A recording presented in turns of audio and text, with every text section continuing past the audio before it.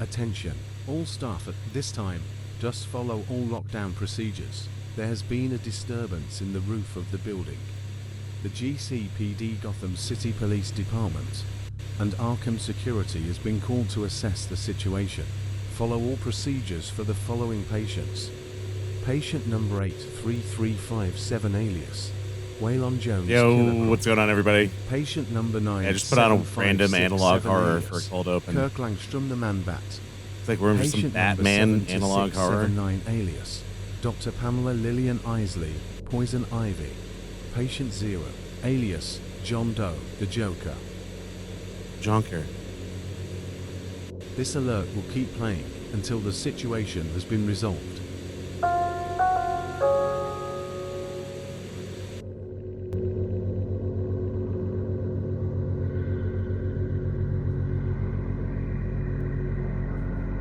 An artist's rendition.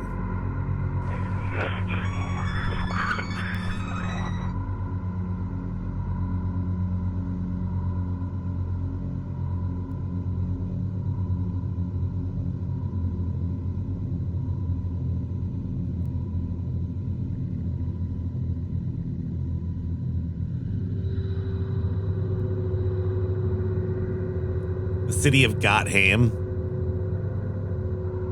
Never thought of it like that.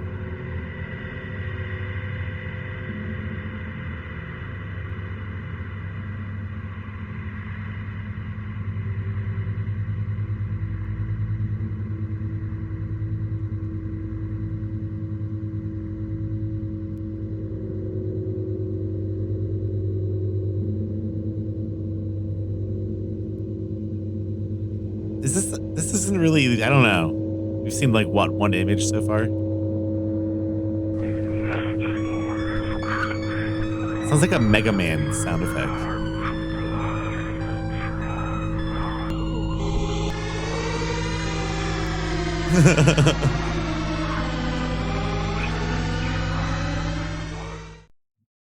He's pretty sick.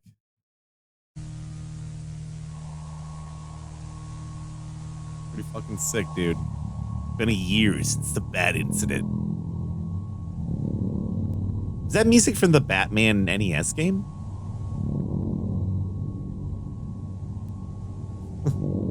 Fast? Wait, what? What the fuck?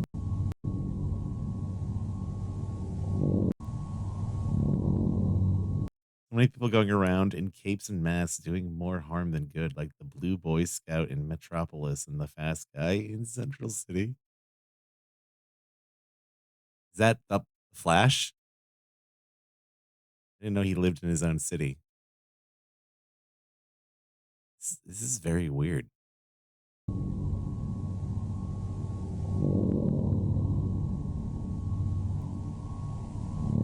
Fast Guy.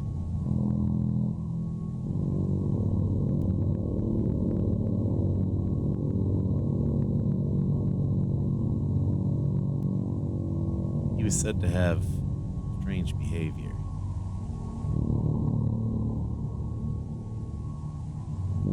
Barley Drinker 8. This is high quality.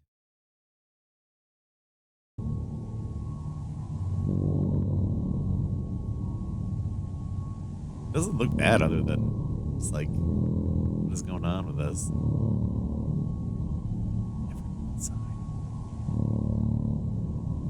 A photo of Bruce before. Last recorded picture of Wayne. Some think he's dead, others big. Others back traveling around the world. Photo was not of him. There are some, including myself, who think he never left. That he is the Batman. Citizens of Gotham, vengeance is coming.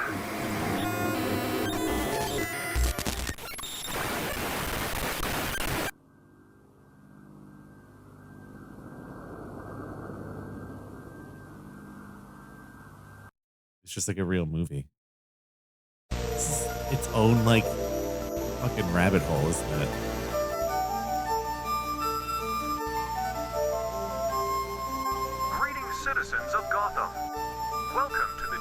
They got everything for analog horror now. The topic of today's presentation is on what to do if a loved one is missing. Don't play Losing that. a loved one is a troubling experience. Here are steps to take to ensure this doesn't happen. Step 1. Keep an eye on them at all times, especially children, so that they don't get away and you lose them forever. You don't want that to happen, do you? Step 2. Lock all your doors and windows This is so they don't go out. Don't let them make contact with the bat under any circumstance. This It is will harm so you.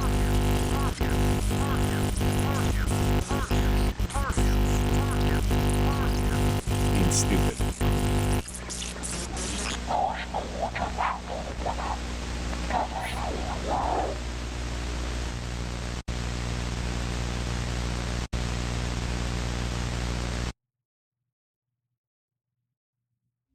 How you doing? I'm Callan, Right and into this a is slapped Slapped ham video? Ham. You're about to see some really scary Jesus videos. Christ. So hit that subscribe button and get ready for more creepy content. Just like this. Also, what's going on, everybody? Thank you for coming through. Welcome. Did not get a lot of sleep, so I've just been out of it today.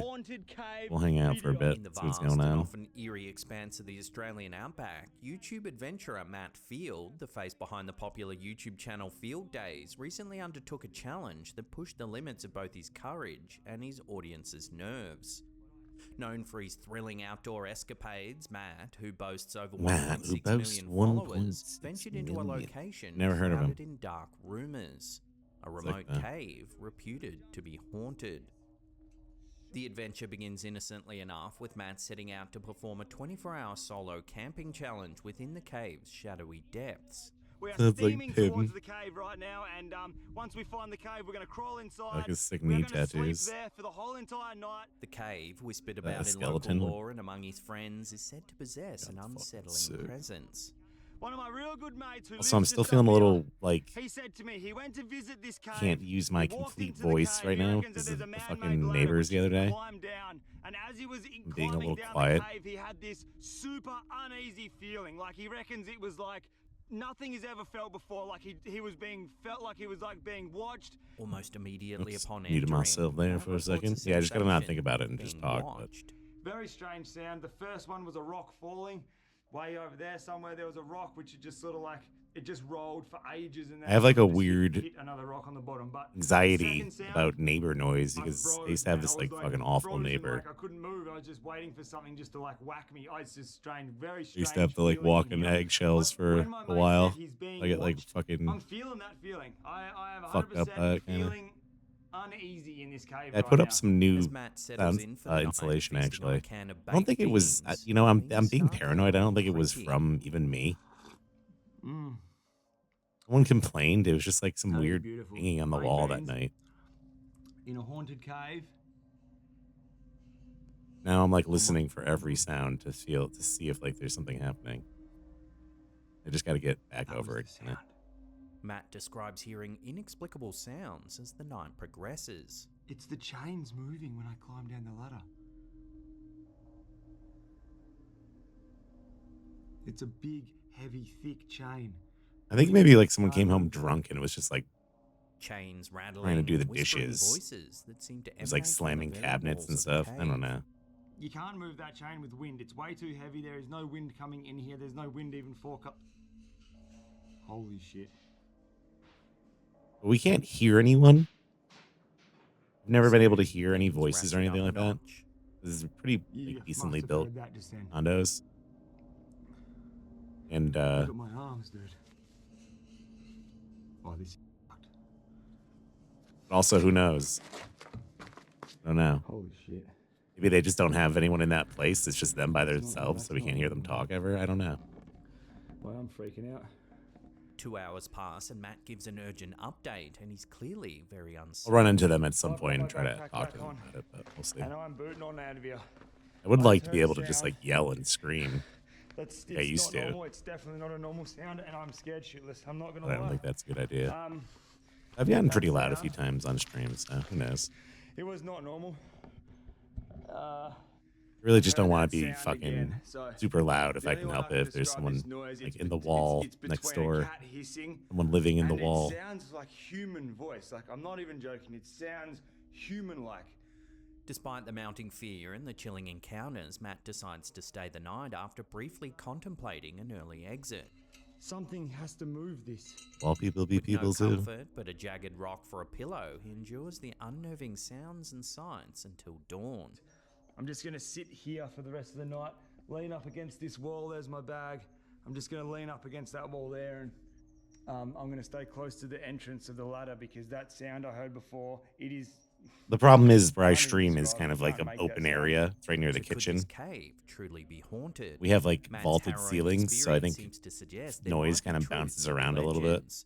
Skeptics might argue that the I put up like isolation and some the cave's insulation to foreboding kind of like history stop could it from heighten bouncing one's as much. senses I and actually put a conjure whole wall illusions. of insulation However, right the behind my vividness desk. of Matt's encounter, coupled Of, with like, the historic acoustic tales of unexplained paneling, kind phenomena of. associated with the site, And then I put offers more compelling acoustic paneling evidence on the for wall of the believers in kitchen the today, which is paranormal. where the In a haunted cave. sounds were coming from.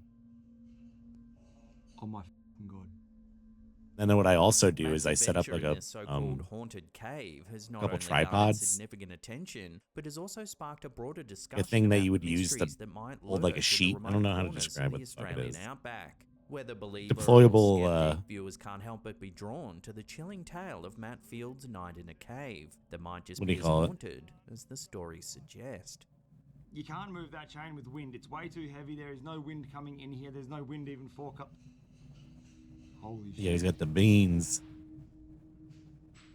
Like deployable tripods that you can like put a you can connect with like a pole, and then you can like drape blankets and sheets over the pole.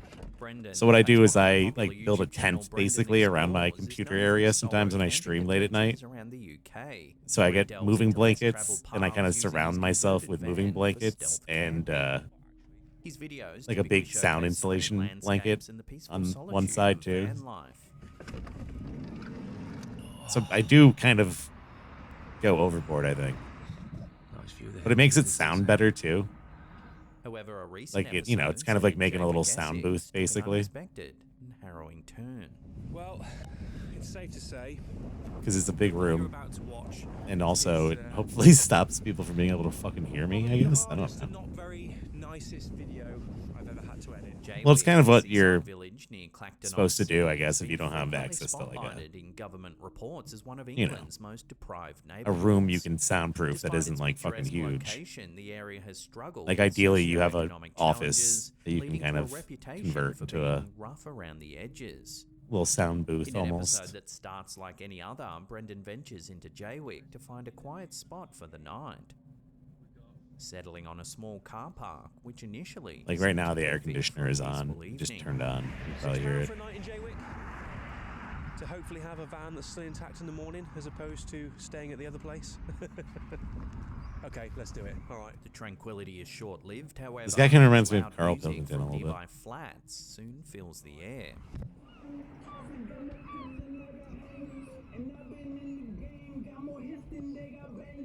More and more, Brendan starts getting a bad feeling about the area. Whenever you see someone walking down the road with a Halford Special going past as well, playing music out of a portable speaker alone,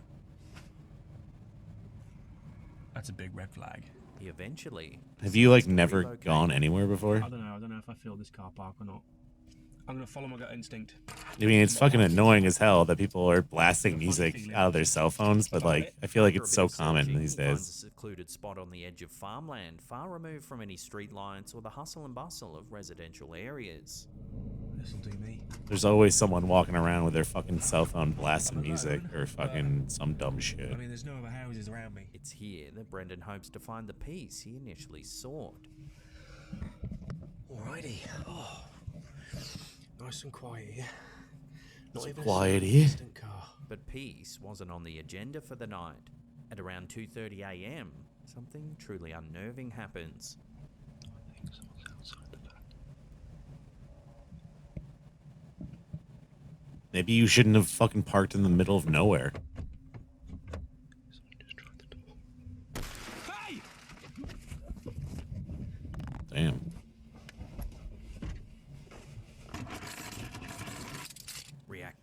Eventually, Brendan manages to yell and scare off the would-be thief, who disappears into the night as quickly as they had appeared. Right, whoever the that was has now gone.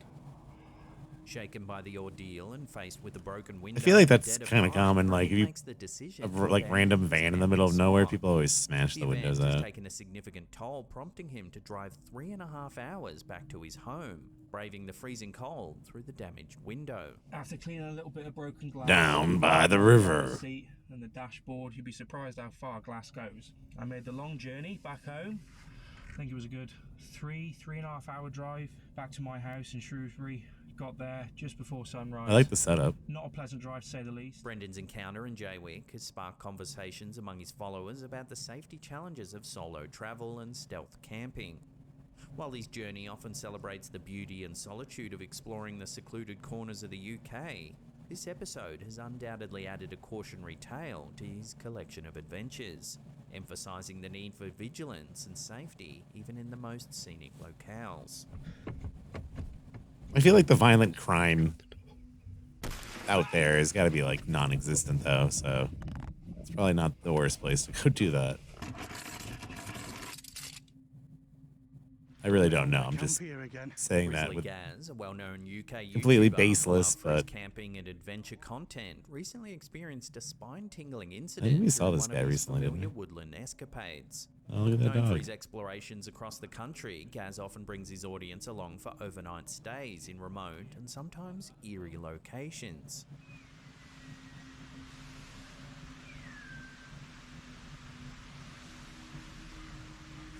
This is Finder's beepers. Hello? This particular episode saw him return to a previously frequented camping spot, notorious. Gaz is kind of like a cool name. but I also feel like that's for like a past goblin's name. unsettling occurrences. So, I just want to recap My name's a little bit Gaz. on this place, on this camp. I've been camping here Cool for name. about 4 or 5 years.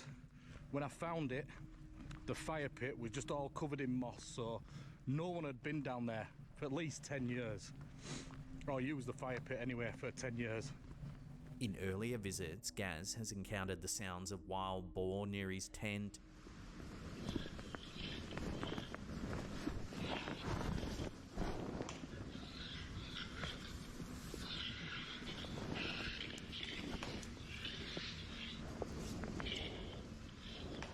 and even dealt with a would-be thief tampering with one of his trail cameras.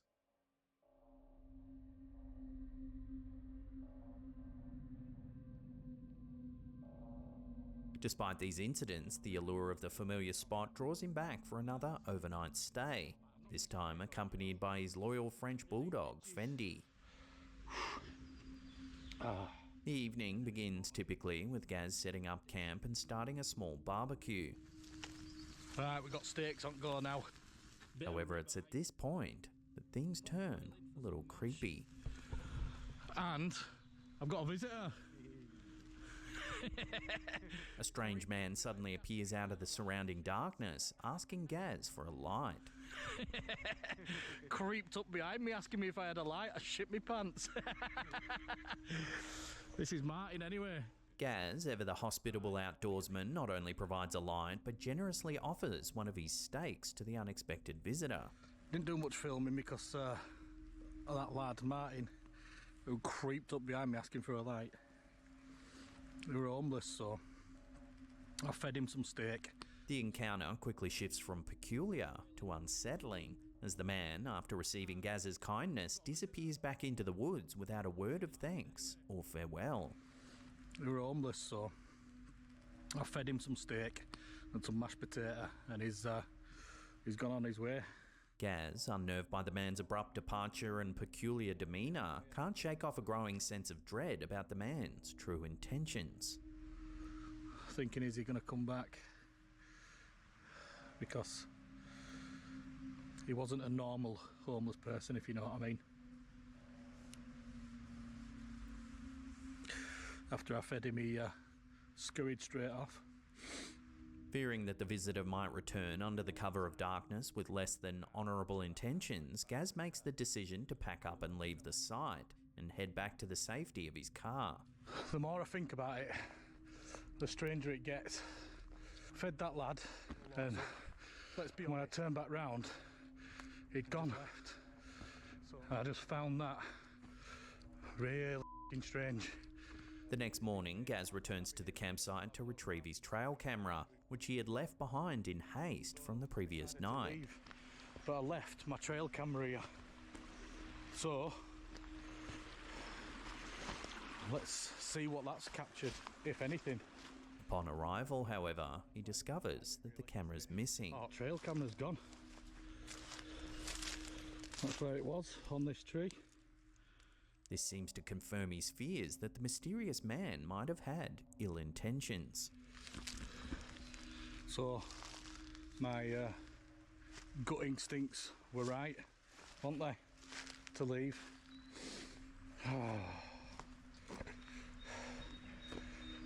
This chilling episode adds a layer of mystery and caution to Grizzly Gaz's adventures, reminding both him and his viewers of the unpredictable nature of remote camping. While the identity and motives of the strange man remain unknown, the disappearance of the trail camera seems to suggest that Gaz's instincts were correct, and that sometimes a quick retreat is the best decision when faced with the unknown in the wilderness. You went round here in a poncho a couple of months ago, were you? I don't think I was.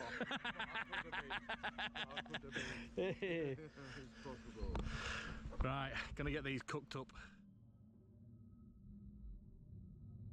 In the latest installment from the YouTube channel Roadie, the channel's owner, a free-spirited adventurer known for his North American camping trips, shares a chilling experience that disrupted what was supposed to be a peaceful night's rest. The YouTuber, who's cleverly converted the back of his 2003 Toyota Tacoma into a cozy camping nook, complete with a bed and bench, found himself in an unsettling situation that turned his calm evening into a tense ordeal. After a weekend away with friends, the YouTuber was on his way home when he decided to pull over for the night. It had gotten late and a secluded little roadside parking lot appeared to be the perfect spot to safely tuck in for the evening.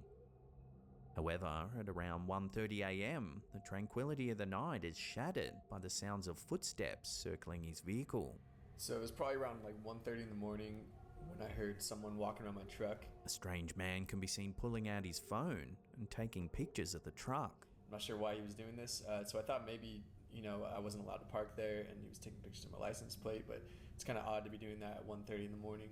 The man methodically makes several laps around the vehicle, snapping photos from various angles. Comes back around and tries to shine his flashlight into the back of my camper shell, you'll see here in a second. Concerned for his safety and unsure of the stranger's intentions, the YouTuber decides to take action. In an attempt to assert his presence and scare off the unwelcome visitor, he bangs loudly on the window of his truck. But yeah, that was basically it. He took off and I hopped out of my truck. This sudden noise is enough to startle the man, who quickly retreats into the darkness of the night.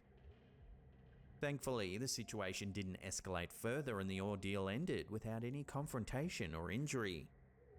This eerie night will likely resonate with Roadie's audience, many of whom are fellow travelers and campers, reinforcing the need to always be aware of one's surroundings, especially when settling down for the night in remote or secluded areas. And tries to shine his flashlight into the back of my camper shell, you'll see here in a second. My God, I was muted. God knows how long. I've been like sitting here talking. He takes off running.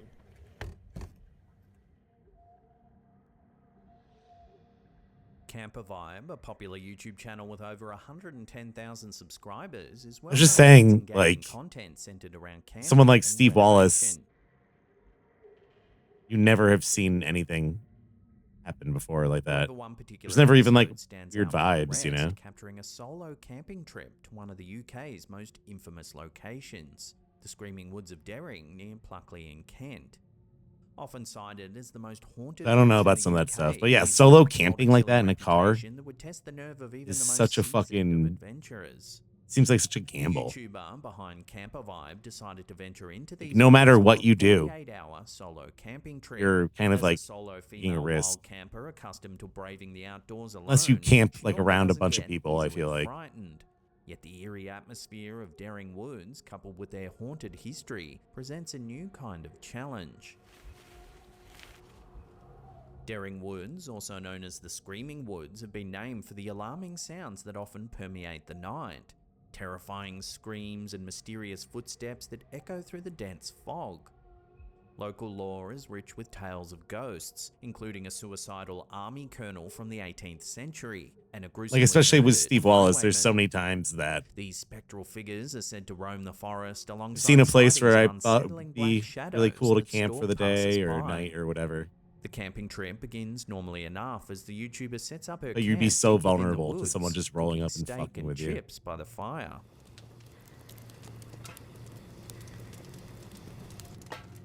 However, as darkness envelops the woods, the tranquility of the night is soon shattered by chilling sounds. I don't know if you can see a Cadbury's Pot of Joy yogurt, basically chocolate yogurt. What? Cadbury makes yogurt?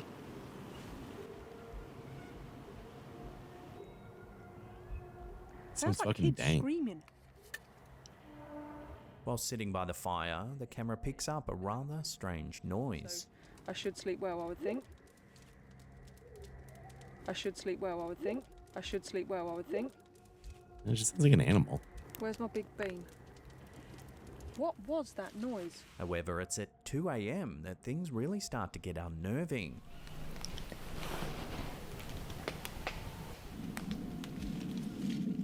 Sounds like a plane. Oh, that. Sounds like someone is just outside the tent.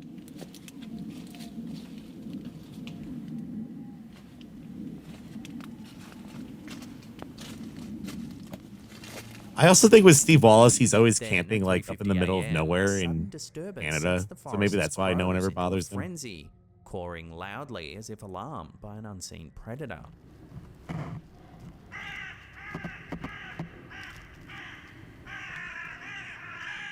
What's that thing?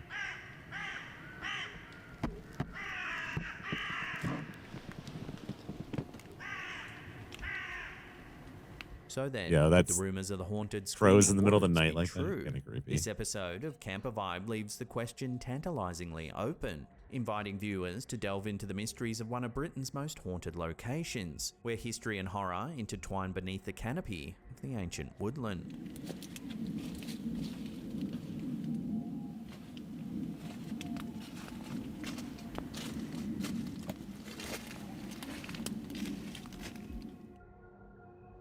Before we get to our last terrifying camping encounter, remember to hit that subscribe button, then tickle that little bell icon there and turn on all channel notifications. That way you'll be in the loop every time we drop our scary and chilling videos.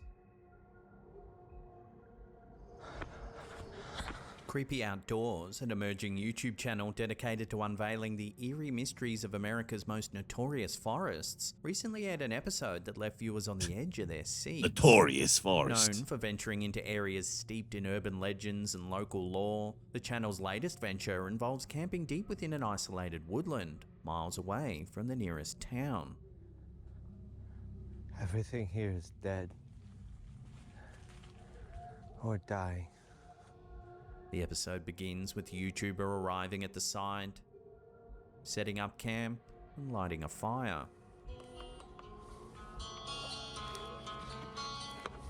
Is he playing the music? As dusk falls, the YouTuber starts to explore the surrounding I forest. feel like playing music in the middle of the woods has got to be.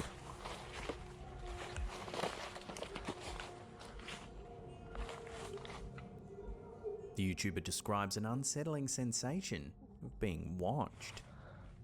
I'm not sure if you guys ever seen the Blair Witch Project, but damn, this is just giving me Blair Witch Project vibes.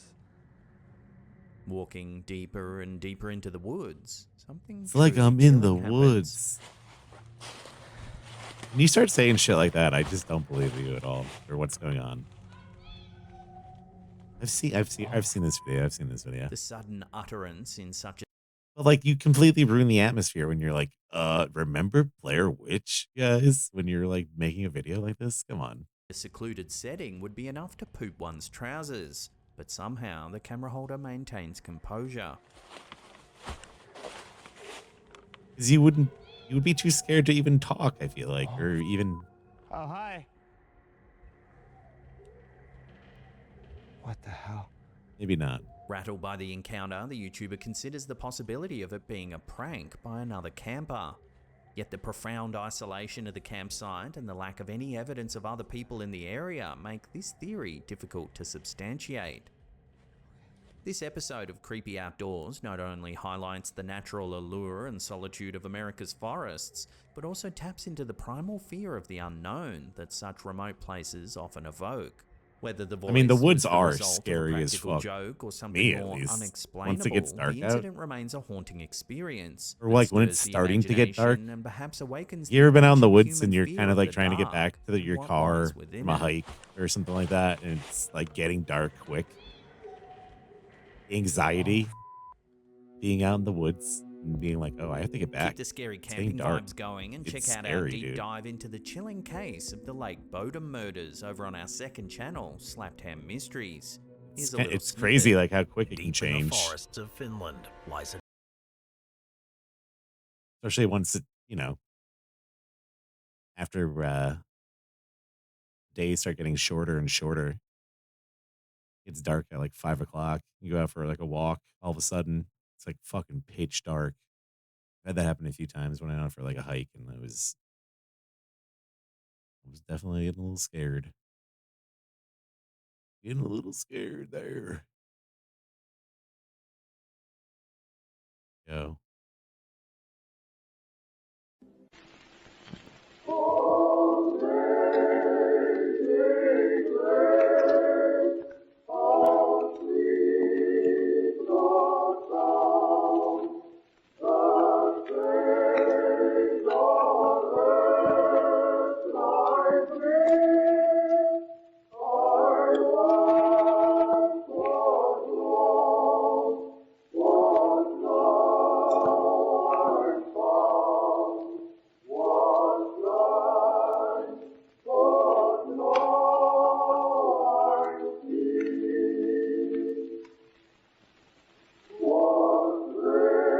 I just want to talk to him.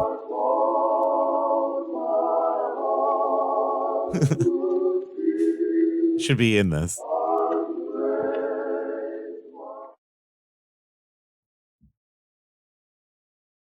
And it turns. Why isn't it? Actually.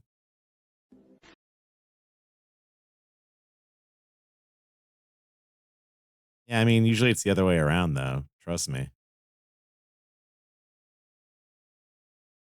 A lot of fucking scary dudes walking around with their dicks out. I saw this lady the other day. Not the kind of lady you want to see without clothes on. It was just like so hard not to fucking yell at her. It's just like the middle of town, man, with her fucking just no pants on. Like, please.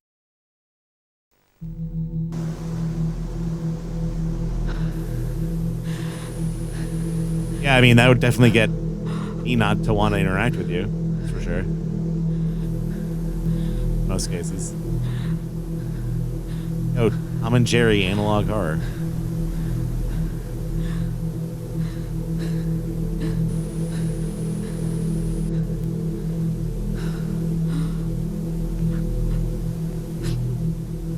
The font is like way off. It doesn't look like it's behind the layer.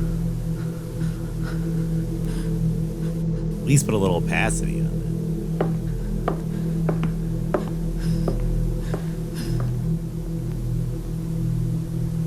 He left. My camera recorder.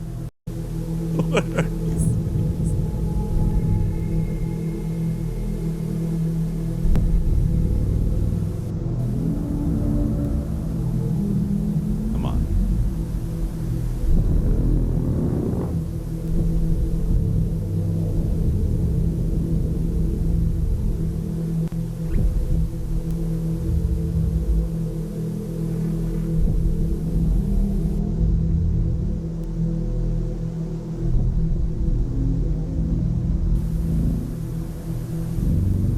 How come no one thought about making this earlier? Needed more Tom and Jerry analog horror. On the farm every Friday, on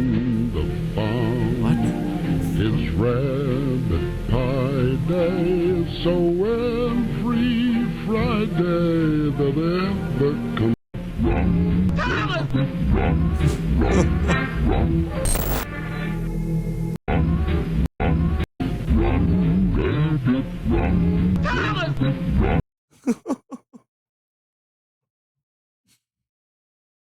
Oh my god. Thomas. Little eyes appeared.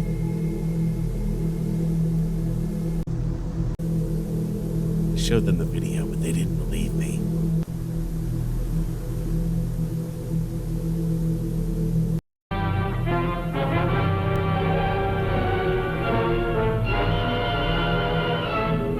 This is the worst thing I've ever seen. One of the. Yeah, I think that was fake.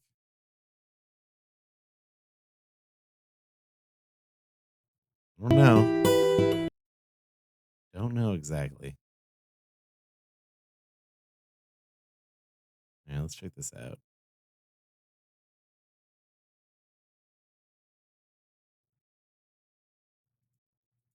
Hold on, let me just check something.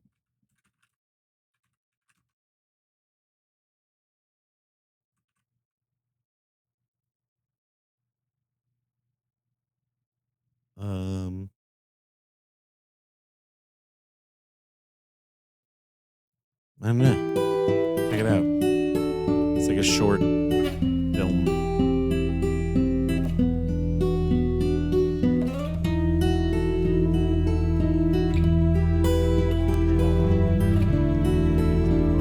Christopher Cox. It's real. It looks kind of boring. You guys know we're not safe here, though, right? What, you mean like in the woods? Yeah, man. Out in the middle of nowhere, there could be anything lurking. I know it. You know you're going to have a bad time. You're gonna tell a fucking ghost story. No. All right, just go for it. Your friend brings his classical okay, guitar. Yeah, but this one's actually real. Okay, it comes from my family history. You're gonna love it. Yeah. Okay, you go camping with Oh, Vinny. Alex, it's not that scary, bro. We're camping and shit. You gotta do a ghost story. All right.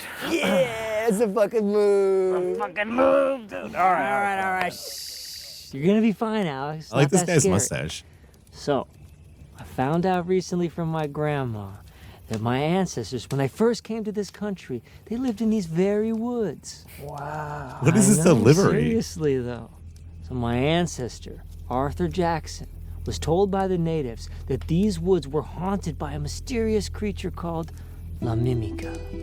They say this creature looked like a human, but was large, standing 8 feet tall, lanky, hairless, with jet black eyes like a demon. Arthur.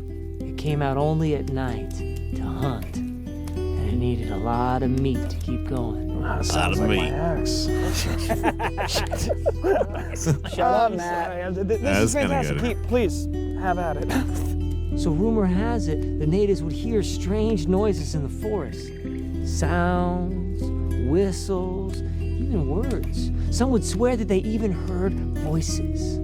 But anyone who went to investigate would never return. Soon the locals deemed it the result of a single creature, La Mimica. By the time my ancestor Arthur arrived, nearly all of them had been wiped out. Which one is? He went into Oh, he's the forest to mimic. Find this mysterious La Mimica. Smart Arthur. He was accompanied by a local native who knew the woods better than anyone. Well, that night, the native went missing. He searched and found a tiny piece of his cloak at the mouth of a cave. He went to the edge of the cave and whispered into the darkness, "Hello?" A voice answered back, "Hello." It's him. He's a mimic. It was the native. He conversed with the native to make sure that it was genuinely him. Ooh, I kind of like how the music's getting more discordant. It was the native. He took one step into the cave. That was so worth it! Oh my god! I put this back here like an hour ago. That was perfect! I knew that shit was. Motherfucker! Jesus Christ, I fucking hate you guys. That wasn't me. It's That was so all funny. him. I should have recorded that, man. That was perfect. I'm sorry. That screech was so loud. Good story, right? Good story. La Mimica. It's not bad. It reminds me of What, you didn't get scared? Gruber a little bit. No. His delivery. Not even a little bit? The screech? No, I mean, it was startling, yeah, but from like the actual story or whatever, no. I can just tell it's not real. No, it's real. My grandma really told me that story. Okay, but the only problem is everyone in it acts dumb as hell, just like every other ghost story. Whoa. My man Arthur was chilling there for like an hour and he was very smart. Okay, well, one, if the natives were all dying, they would just move. It seems easy enough. Okay, also, if the woods are so dangerous at night, they'd only go in there during the daytime. Yeah, okay, but... and La Mimica can mimic any human voice, right? Any voice it hears. Yo, it's definitely that well, guy. Then your ancestor is dumb as hell because he didn't have, a backup plan to ask the native something only he would know. I mean, come on. If real people were hunting something that's known to imitate humans, you'd think they'd be able to tell it apart from other stuff. Oh, you say that now. It's easy to be logical here and in the moment. But when you're in a stressful situation, it's impossible to be fully prepared. I'd still be more prepared than your fucking ancestor. Hey, my man Arthur was a homie. Whatever happened to him? He was never heard from again. Good. I share genetics with that guy.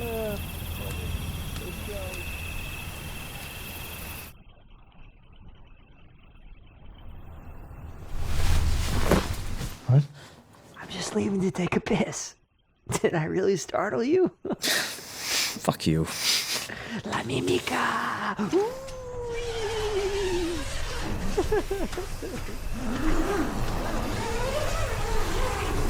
How fucking big is the zipper?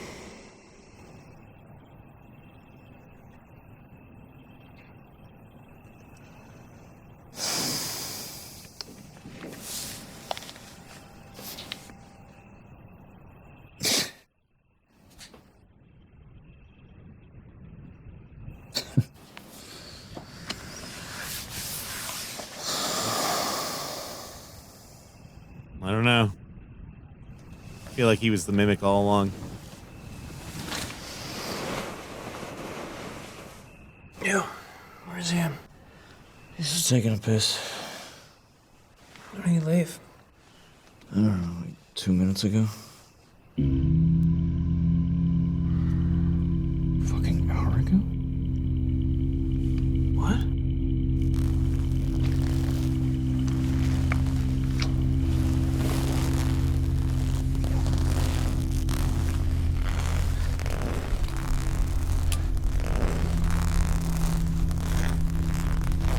It's just daylight savings.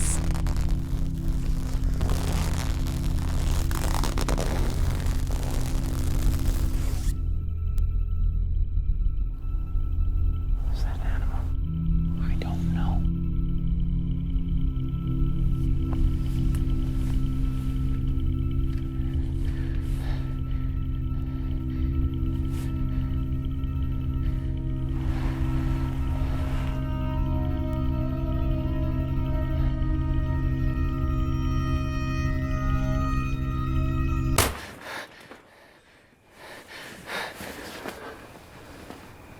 My name is Kid Rock.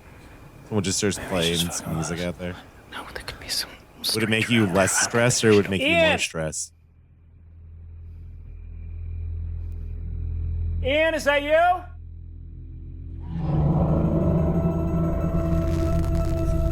Okay.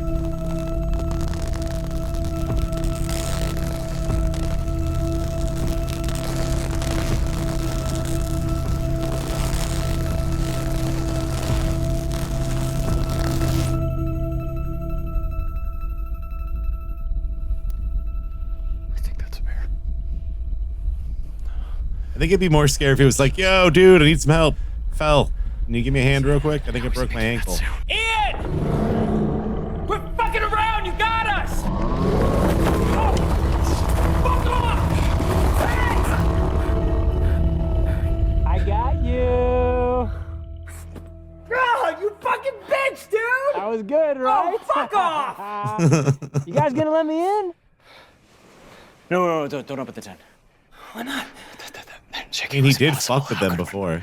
I don't trust them. That's actually Ian. It's fucking freezing out here. Let me Mimica in. needed to trick it. It's prey into thinking it was fucking real, Alex, okay? Look, I get this shit affects you. Okay, well then why won't he just open the tent himself? Yo, Matt, you left this out here. The fuck? I forget that. Why would it not be able to open the tent? No, Matt, wait! Why wouldn't he just tear apart the tent? Need them.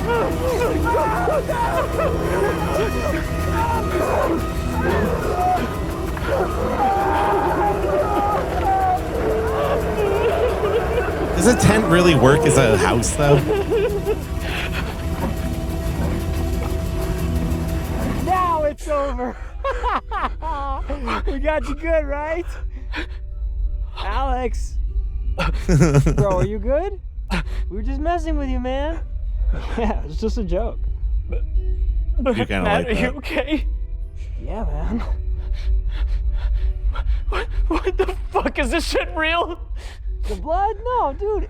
I got it at a Halloween store. It's fake. Seemed pretty real, though, right? Oh, and before you ask, you have a cat. Her name is Tina, and she's adorable. There. Now you know it's us. We good to come in? What the fuck you were asking for? Just let yourself in. I was just making sure, bro. I didn't know it would freak you out this much. You just fucking sprayed blood all over me. You're still playing this mind game shit with that La Mimica. Yeah, dude, we're done with that. I know. Well, I think feel the bad, dude though. bro You don't. aspect is what makes it. You know more I can get funny. fucking paranoid sometimes. You're still fucking with me. Just open the tent yourself. Okay, dude, okay. No worries. Fuck, I think it's stuck. Fucking course it is. Alex, look, I'm sorry we messed with you, okay? We honestly just wanted to pull a good prank. Yeah, none of it was real. Okay, what part actually messed with you? The guitar's in here. How'd you play it out there? Oh, Bluetooth speaker, bro.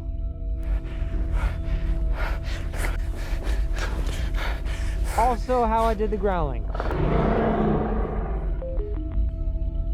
That's the sound you do the shaking? my headphones make when Just shook you it a die. bunch, man. No, It that's wasn't- not. Fucking with me. It was not just you. It's not fucking possible. There's nothing else out here, Alex. I think it just seemed like a lot because we're inside it. Yeah, I swear, it was only me. Dude, you actually need to let us in. The zipper's stuck. It's freezing out here. We're like 4 hours away from Yeah, I this feel like car. it's supposed to be like not We're as not safe here. sharp. Why It's the just, fuck like, would you do fuck this things whole up. thing as a prank in the first place?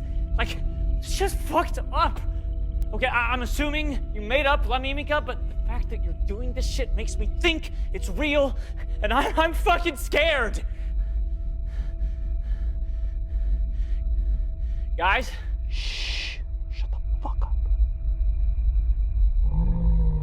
Holy shit. That was for sure a bear. Dude, what the fuck? I'm sorry, Matt. It's a trick. Fucking hold on, hang on. Hurry. All right, come in. Oh, shit. Thank you, dude. I was like a zombie, man. I don't know. That subverted my expectations a little bit. I like that. It was cheesy.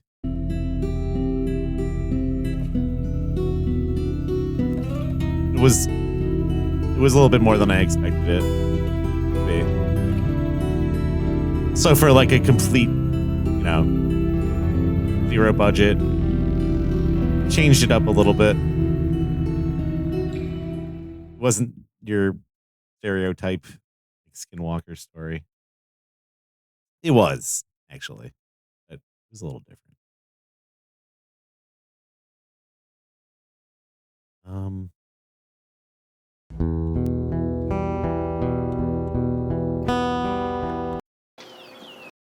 This looks really like high school kids filming this. It reminds me of Stand By Me, though. Tragedy on the Tracks.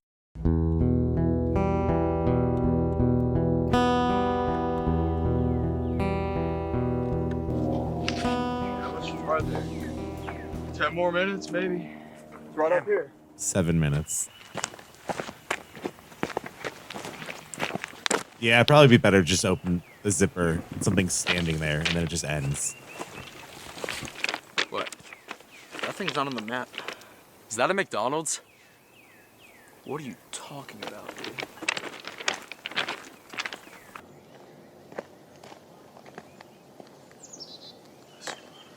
A McDonald's? Only 300 subs, so. Hey! Oh, it's so shaky. The campsite's over there. What are you doing? Guys, get over here. Come on. Gigantic rucksack. There it is.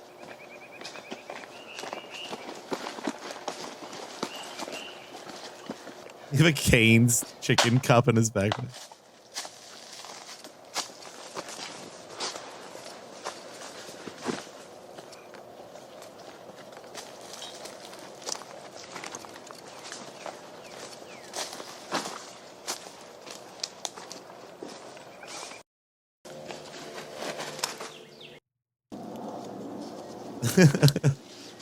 At least they thought of different shots. We definitely don't need the frame of darkness. All things considered, I think we did a pretty good job setting up. Does anybody know how to make a fire? Nah.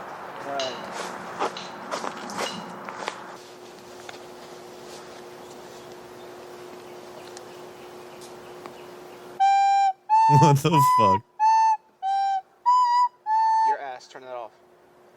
Turn it off? Remember that thing in the woods? The one with the red roof? Yeah. What about it? Let's go explore that thing.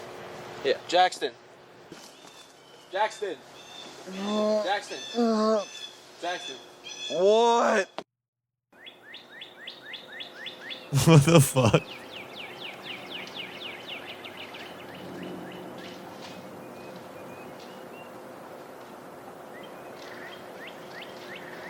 It was like a hammock.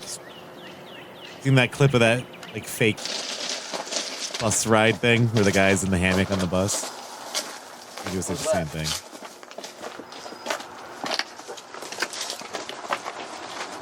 The goon cocoon.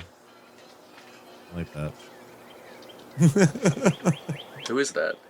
I think I saw him earlier. It's junk.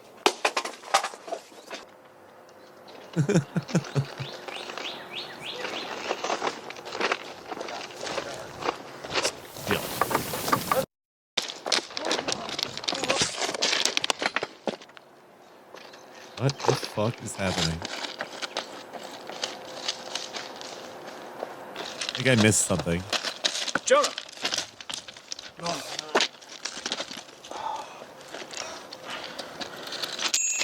You good? Hey, bro, go get something from the camp. Get up. Other leg. What? Damn it. My leg is broken. Let's go.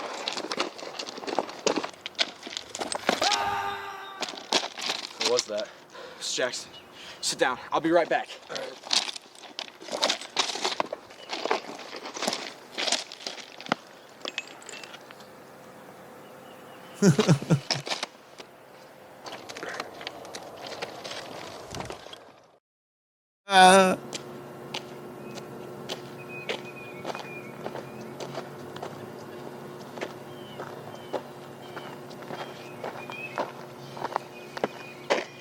He actually reminds me of the kid that they had in the OG Stephen King's It.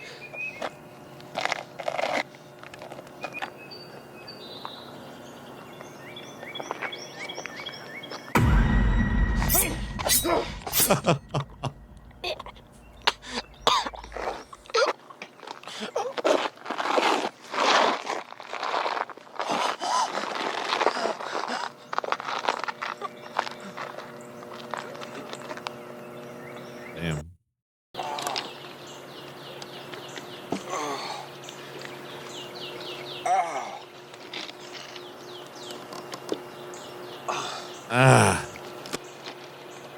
Joker? Saxton?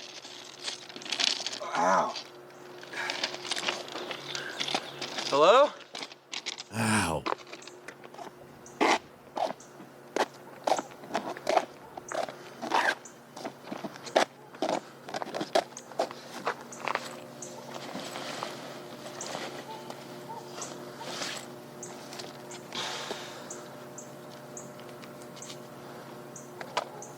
Cool.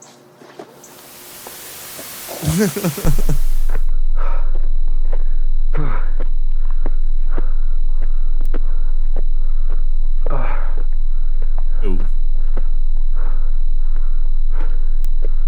Oh, God.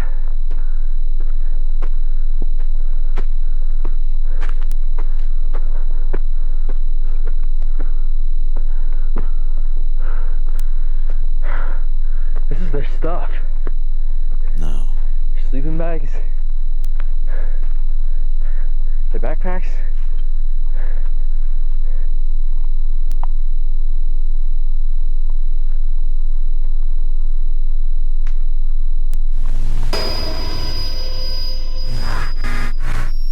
What is he? He looks like a snowman demon.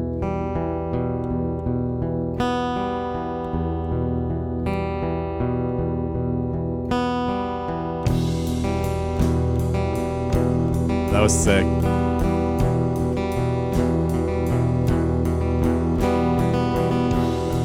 mean, it couldn't have been that long ago. This is 3 weeks ago. Not bad. Even one dislike. Hell yeah.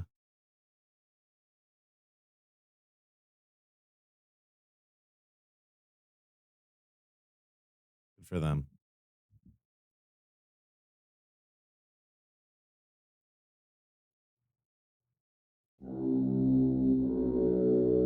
I kind of want to watch another one, but I don't want to watch one that's like fucking 20 minutes long. Also, we got to take a break, actually. Boom, boom.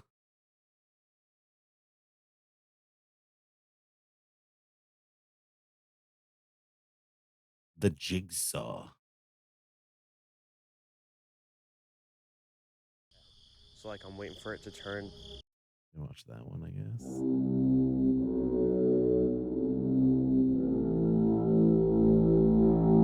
Is that not just basically the music from The Shining? Not exactly the same.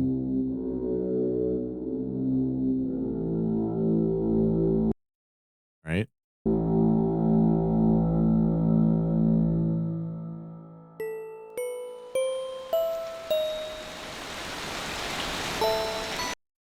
Oh, fuck. All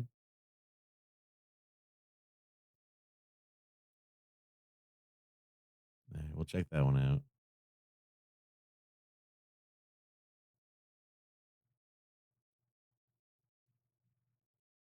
And maybe another one.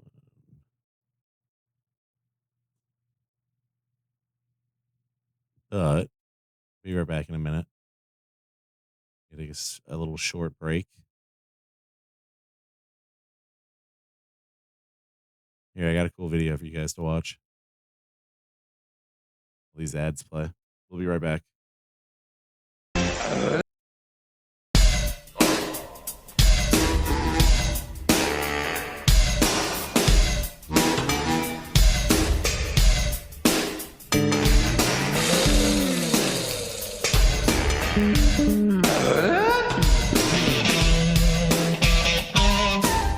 Every home improvement intro for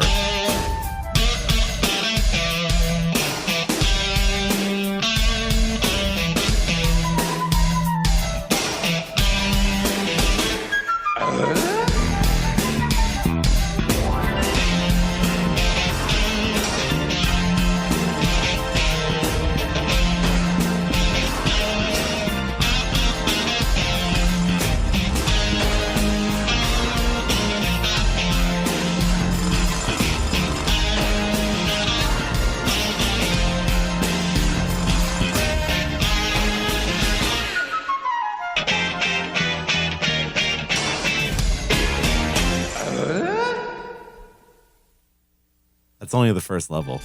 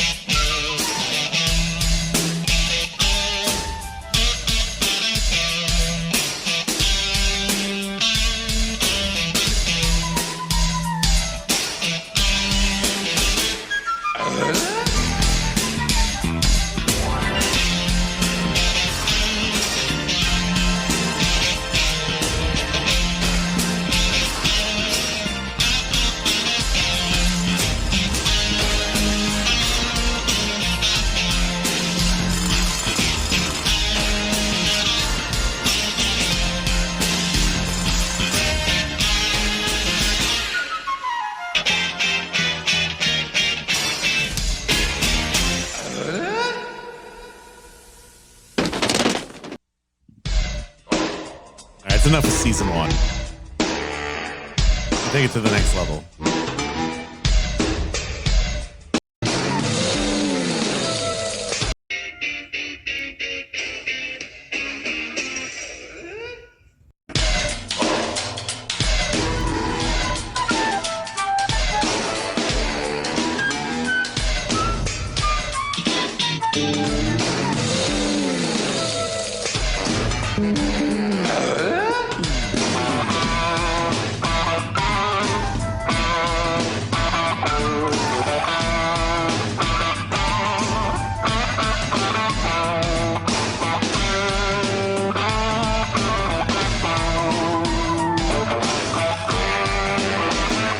I mean, it's completely different. 100% different.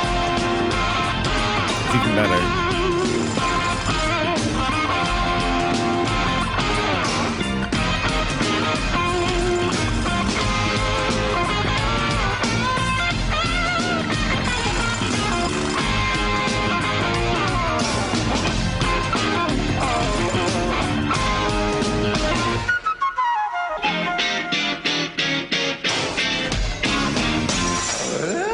What do you think? Should we put the kids on the middle?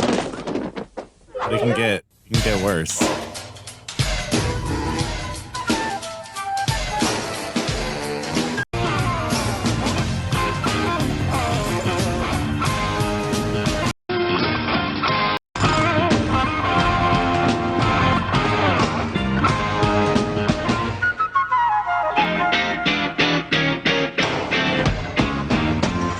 I just saw Richard Karn is doing like Billy Mays commercials now.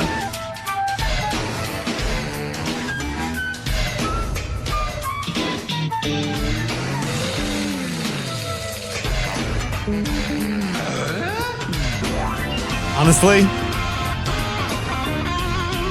this is ahead of its time. This art style.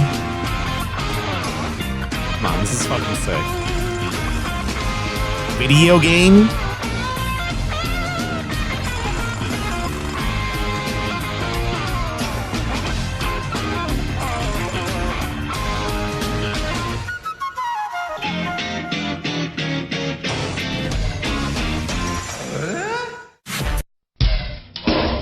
The reason I was watching this is because I was trying to actually like emulate style in a video, and I just couldn't pull it off. Maybe someday.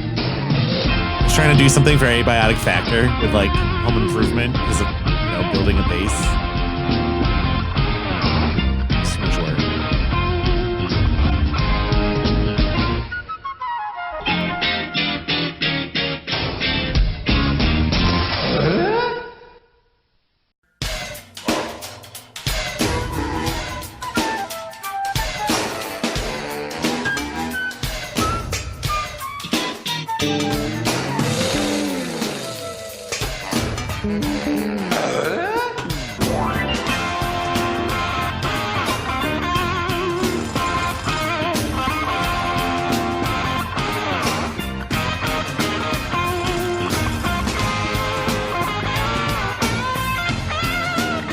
Yeah, I love the animation of them jumping over the things.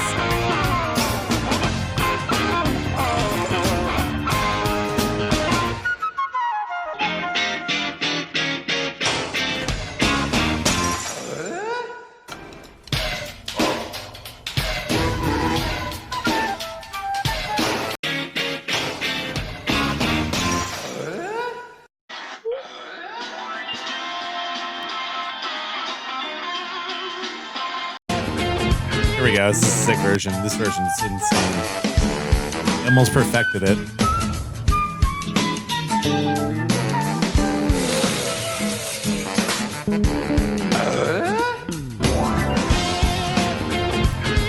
Her hair low, looking what? Hair? It's like psychedelic.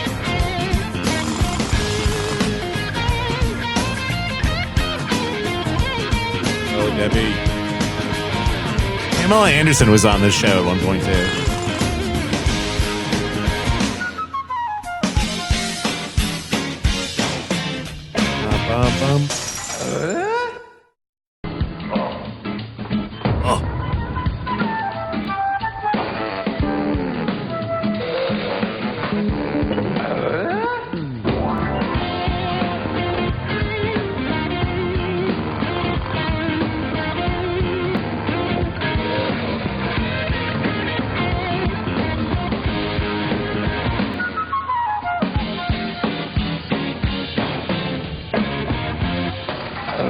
Whatever happened to John Taylor Thomas? I remember being like so mad at that guy.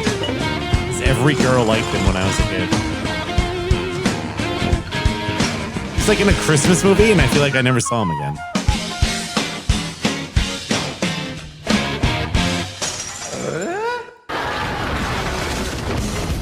Season 8.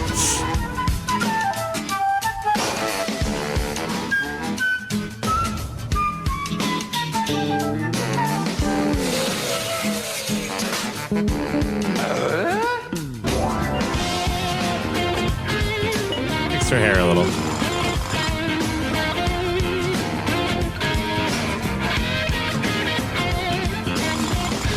Maybe you shouldn't be kissing a table saw. Putting it near your face. So it's an idea.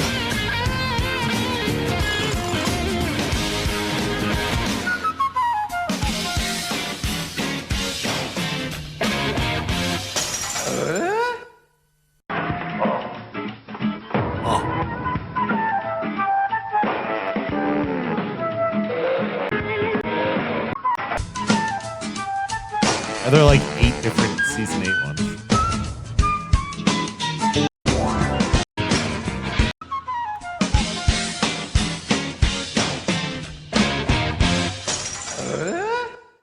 Season 9.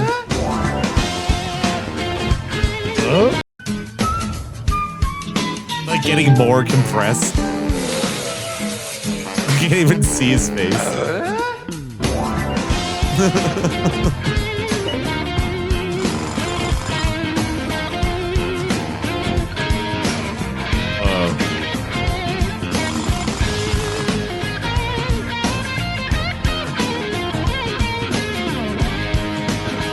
I know what you're talking about.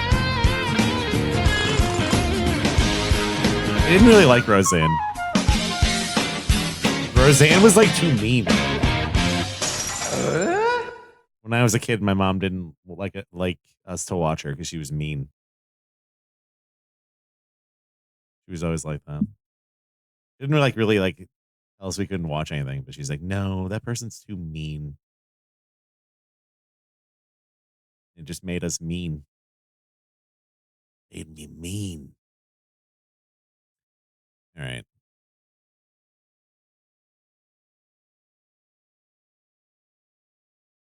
Should we go back to spooky short films? Or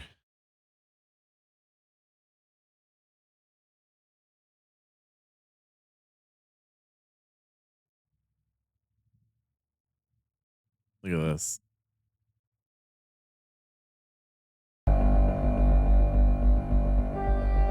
Tonight's episode of Family Matters is a This is the voice of Sonic. little scary, so you might want to watch it with somebody brave. Don't worry, Uncle Steve. Yeah, man, we're here for you. Guys, can we turn on the lights?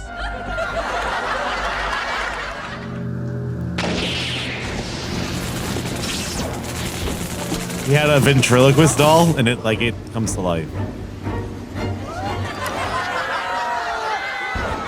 What? The laugh track is so bad. Relax. Sit down. Take a load off. But you're made of wood. You can't walk. You can't talk. Oh, yeah? And I suppose I can't dance either.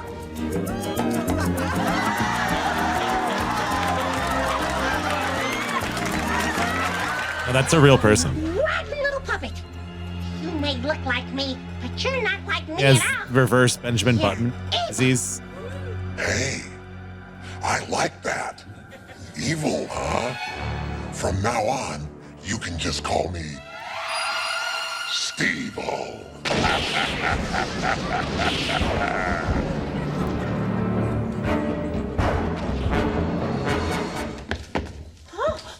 Carl!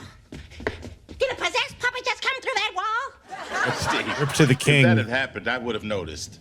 That was the man. Everything I warned Pretty you sure he about has passed away. happened. Steve will yank Eddie up the chimney. He stuck 3J and Richie on my bedroom wall. Laura's in pieces in the kitchen cabinet. And Harriet, well, she's a little cranky. Well, Steve, okay. Maybe your dummy did come to life. He was the cop Maybe that he saves is them trying at the to end do of away with Die the Hard. whole family.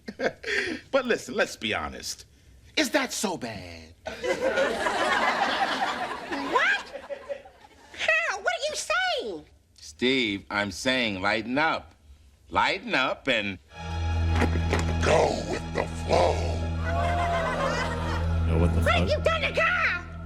He's under my control. My new personal puppet. Watch. I thought this guy passed away too, though. Like I recently. took my wife to the islands. Jamaica? No, she wanted to go.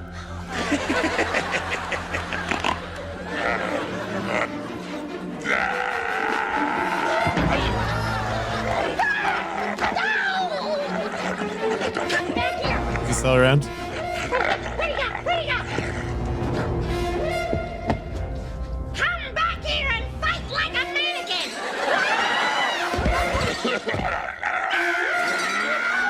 This was on TGIF, though. It was legit. It had some good episodes. Like, better than some movies.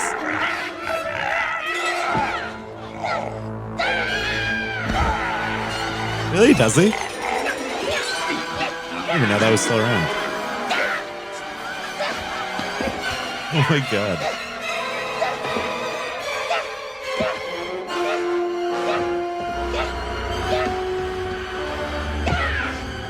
Dude, seriously, why doesn't anyone ever do that?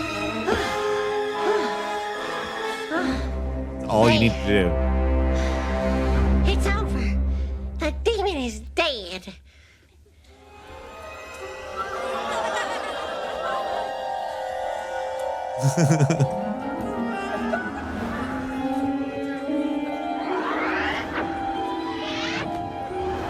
Fucking Jetsons sound.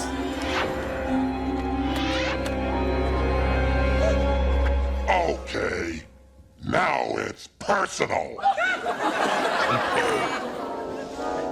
Oh, this isn't happening. This isn't happening. This isn't happening. This isn't happening.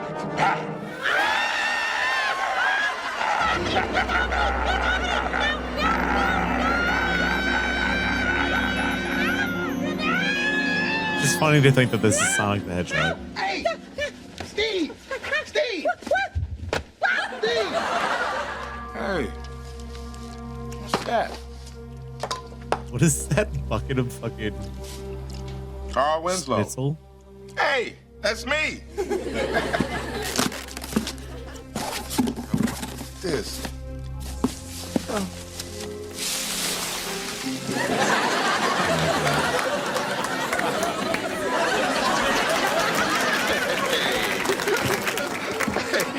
I wonder who sent this.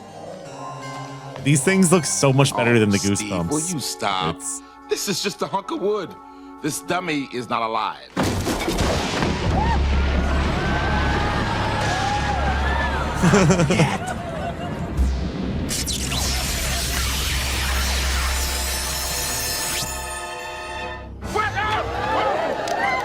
Oh my God! Who are you? You could call me Carlsbad.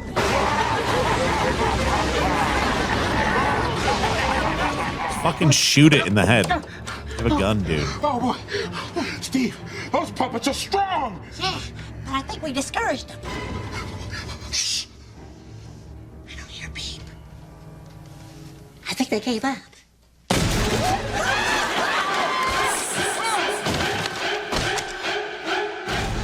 Here's Carlsbad. Looks like a Crazy Town shit.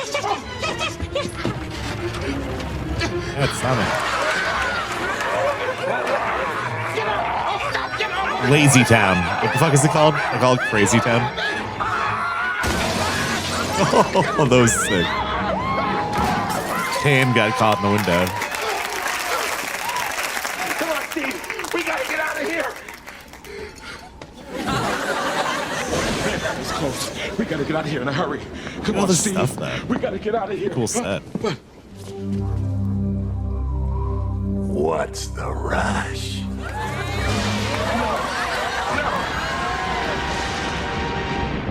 Love the lighting.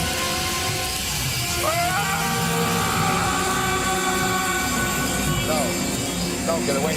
Not myself. No, not my dumpers. No. This time I had a dream about Steve-O.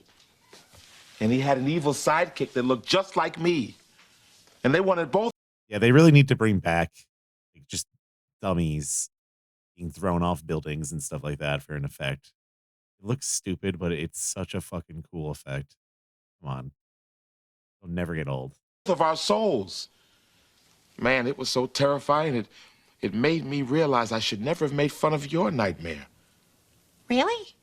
I should have encouraged you to talk about your nightmare, Steve. That way it wouldn't have seemed so scary. Thanks, big guy. I appreciate that.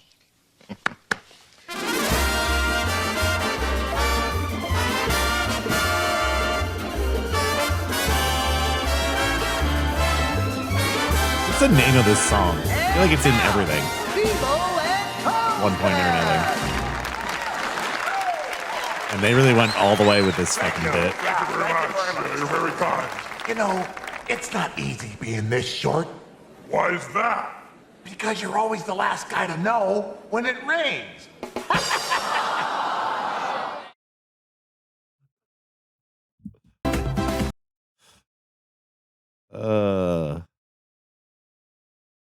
Getting all sorts of like shitty recommendations now.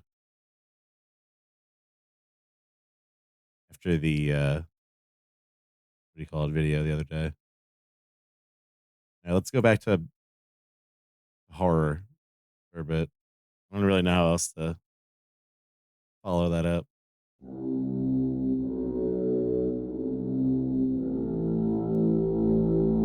This is the one that's just Shining song.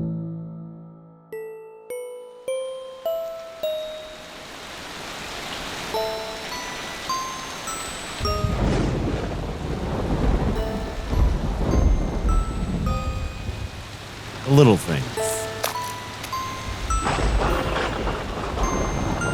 Small things.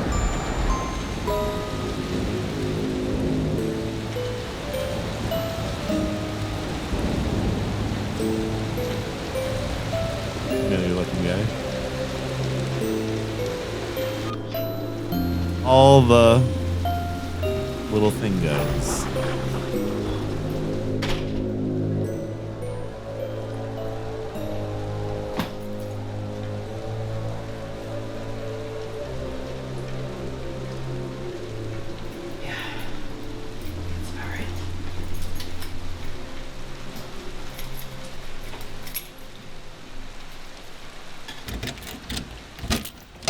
Hello?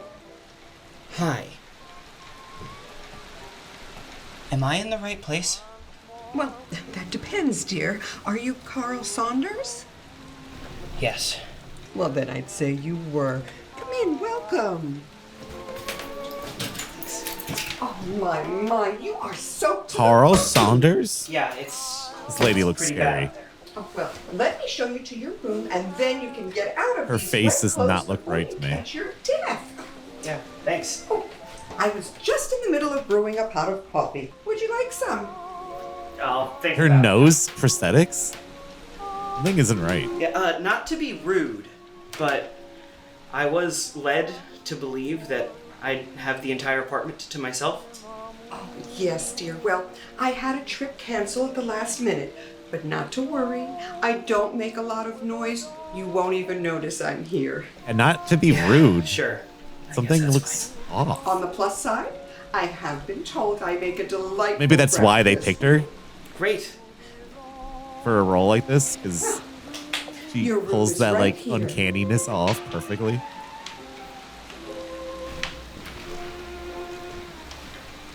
It's very tidy. Oh, do you like it? You sure?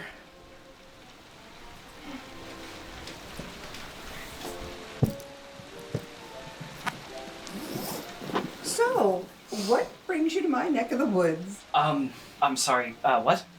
What brings you to the city, dear? Oh, work. I had a conference. Oh, for what? Plastics. I work in plastics. Plastics. How interesting. Yeah, sure. So, why an Airbnb and not some big fancy hotel? The hurricane grounded all the flights, and the hotel's booked up pretty quickly. I put Airbnb plastic was the in next best balls, option. lady. Yes, and you were the first person to respond back, so I am here. Oh, how lucky. So, when is your next flight out?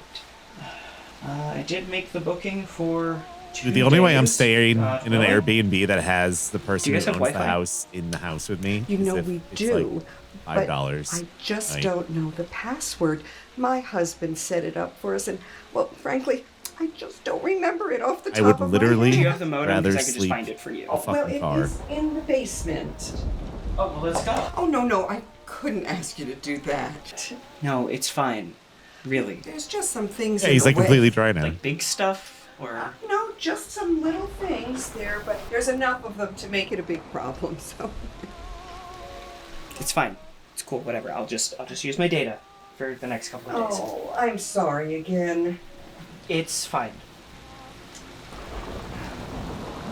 Is your husband gonna be here as well? Your husband is he gonna be here too? You just mentioned him. Oh, no, dear, I'm sorry. He's not with us anymore. Oh. I'm sorry. It's okay. You had no He's way in the of knowing. basement. Besides, life happens.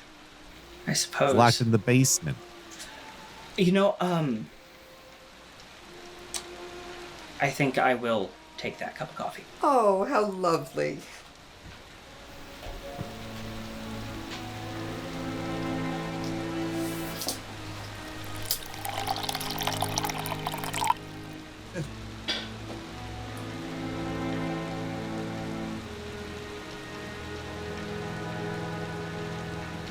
There you go. Oh, thank you.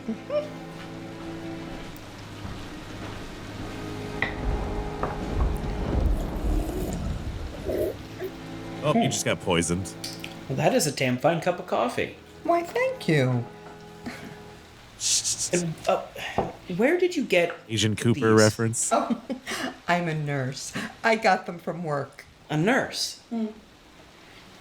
It's a lot of hard work in the medical field. My aunt was a nurse. Got a lot of respect for you guys. Why, thank you. That is so kind of you. You know, it does take its toll on the body, but it is so worth it. Of course. If you don't mind me asking, Yes, dear. what happened to Mr. Phillips? Oh, well, yes, dear, I guess it does beg the question, doesn't it? Well, he was down the basement there, and yes, he was cleaning up a spill, and he slipped. Oh. He cracked his head on the floor. I wasn't home at the time, but by the time I got home, well, there was just nothing I could do. I'm so sorry. Oh, dear. It's okay. That was about 10 years ago, and I've tried to move on the best I can. You know, you can't dwell on the past. The little things will just eat away at you.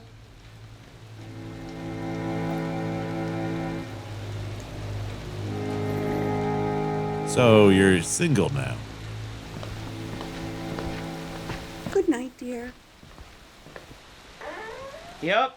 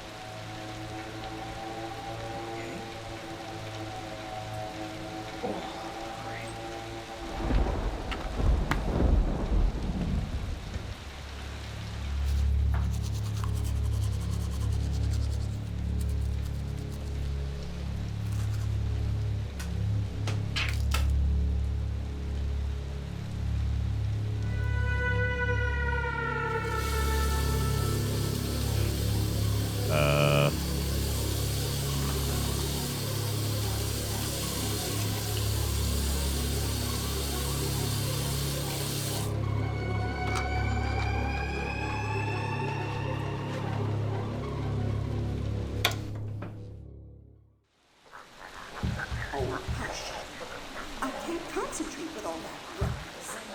Why would you not be a little worried about that? Yeah, just what I needed. Just have to be patient, my darling.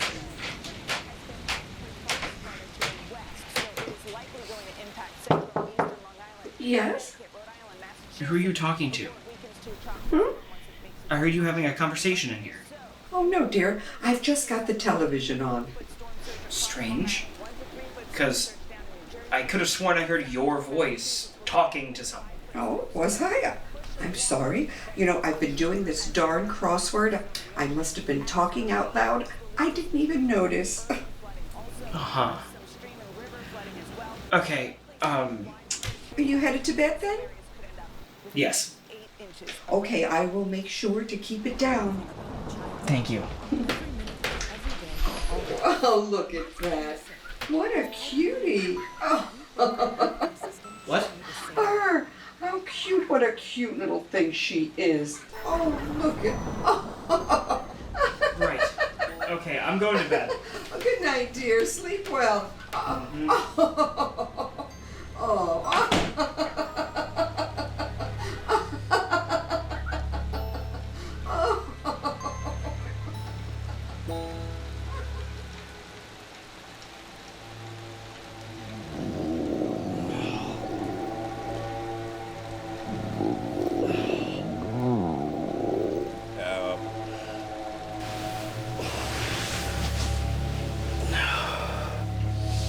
It's time to fucking call an ambulance or something.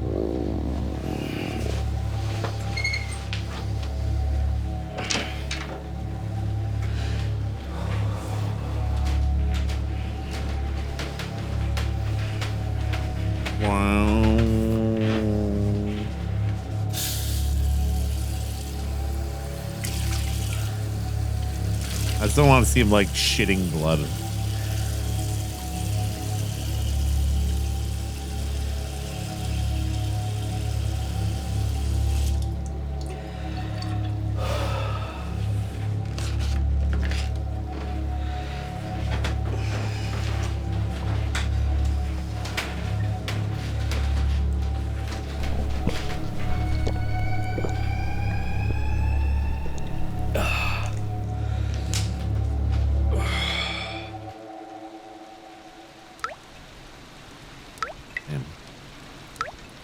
Dead.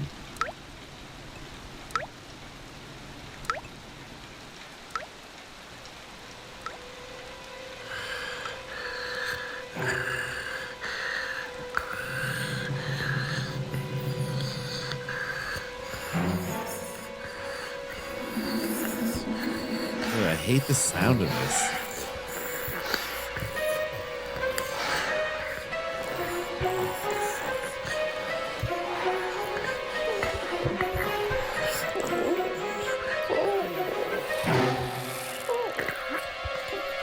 What the fuck?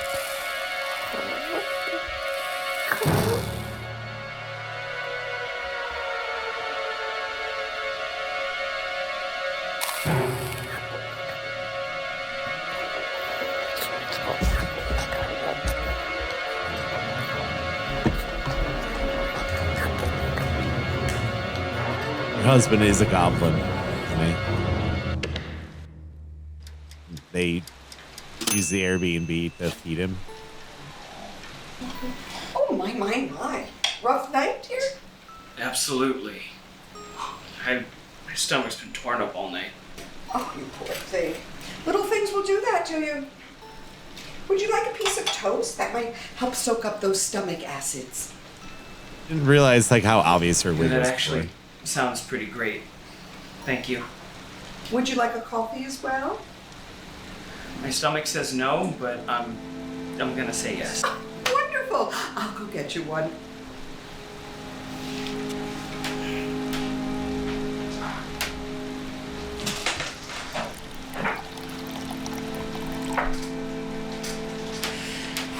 Here you go.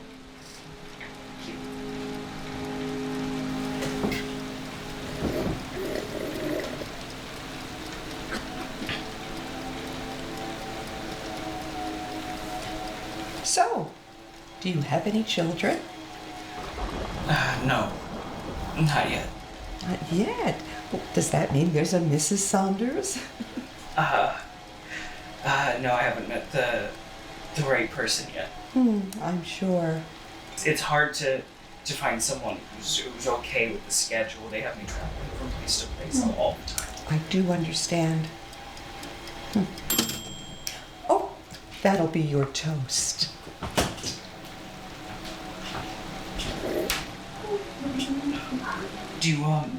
Do you have any kids of your own? Oh, me? Oh, no, none to speak of, so to speak. Oh. Yes, my husband and I tried for ages to have some children of our own, but it just wasn't meant to be. I mean, she is pretty So, for. We decided to adopt. But I'll tell you, it's very expensive to adopt a Being child in older. this country. Do you have any idea? Oh, not on a nurse's salary, I can tell you that. But then we got lucky. Lucky? At the hospital, some poor woman died delivering triplets. There was something wrong with them, and well, the hospital decided it wasn't worth keeping them alive. Too much butter. Too much butter. Assistance. Too much trouble, they said.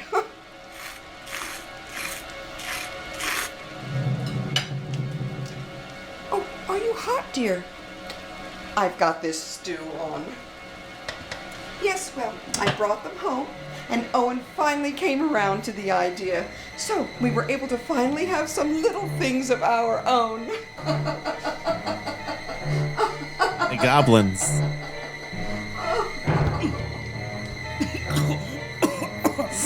Oh, dear.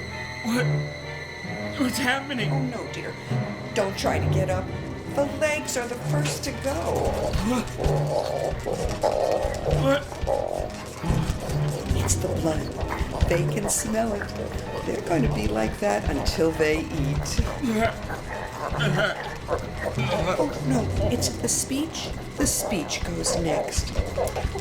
Honey, that... There's a fly. Oh, now, dearie, don't be rash. You're going to get blood all over the rug if you go too far. Oh, dear. Yeah. Just relax. It'll all be over soon.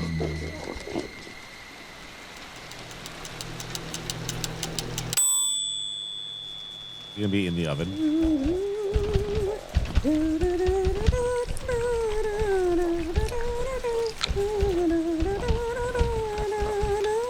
Why just eat them raw?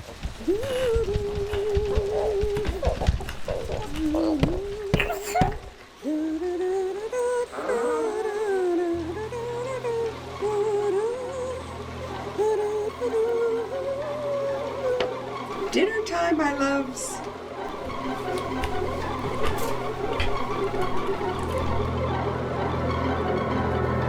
Beef stew.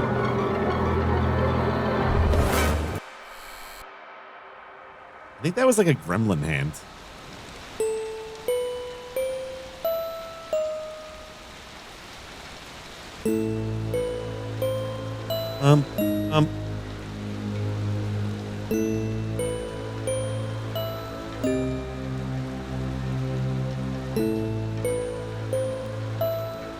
Human Pincushion Productions.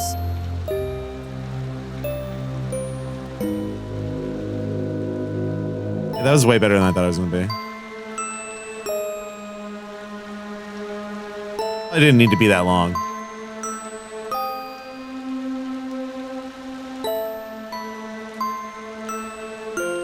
What?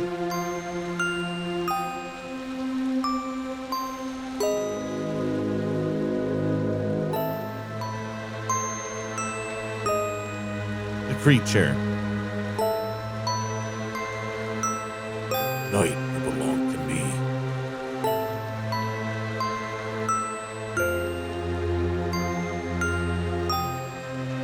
I was just reading the credits. I don't know if I was on the BRB screen. Yeah, that was pretty cool. We'll watch another one from them. Or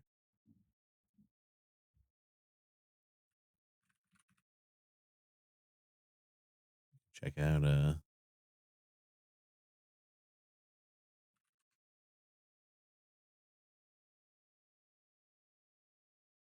weird animation.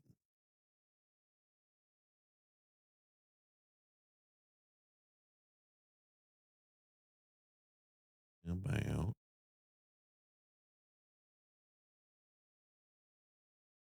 Snake eyes. Ah! BB-8 teeth! Oh, hammerhead! Oh no! Pussycat! Pussycat puss! Batman! Double header! Pickle puss! Pumpkinhead! Neon noodle! Jokebox jaw! Wolfman! Ruff!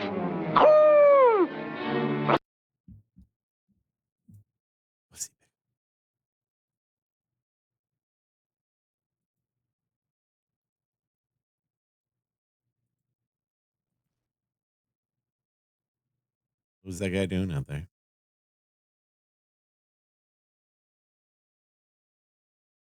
Who did he think he was?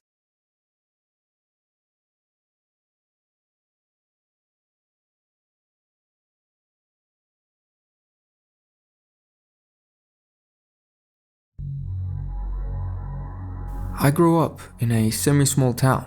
By semi-small, I mean it was small enough for everyone to know each other. We had a library and a high school. In this town, there was one specific alley that led to nowhere, and there was not a single street lamp to light it at night. Apparently, this alley was restricted. There was a sign of no trespassing, and in general, my parents were also very shady about that. I'll go in there. They told me there is nothing there but some kind of a warehouse of the city, and I should not think about it too much. However, there was also an urban legend. This was that kind of an urban legend that your brother tells you when you're young and naive, when it is so easy to scare you, but he still makes the effort to make it up as a horror story to keep you at night. I also heard the story for the first time from my brother Kevin. As the story goes, why are his eyes like the that? warehouse is not a warehouse at all, but is used to be some government medical building where human experiments were carried out. It's like the Squidward meme. Later the public found it out and it was shut down, and we can't go near it because there's still expensive medical stuff there. But supposedly there is also this creature that walks the halls of the old building, and at night he comes out to eat. When Kevin told me this story, I was 8 or so. I remember asking him, "What does it eat?" At this point, I should tell you that at this time the whole community was looking for a lost kid, Mark, who was my lost kid classmate. Mark. Kevin said, "Well, people, of course. What do you think happened to Mark?" When he said that, I started crying so loud that our parents noticed and came upstairs. Mark was my friend, and I couldn't bear the thought that he was eaten by that thing. My parents were so mad at Kevin. I remember my dad even slapped him. Not because he made me cry, but because he dared to talk about the alley. It was not the last time I heard about the being in the alley. In fact, as time passed, it became kind of an inside joke between young people.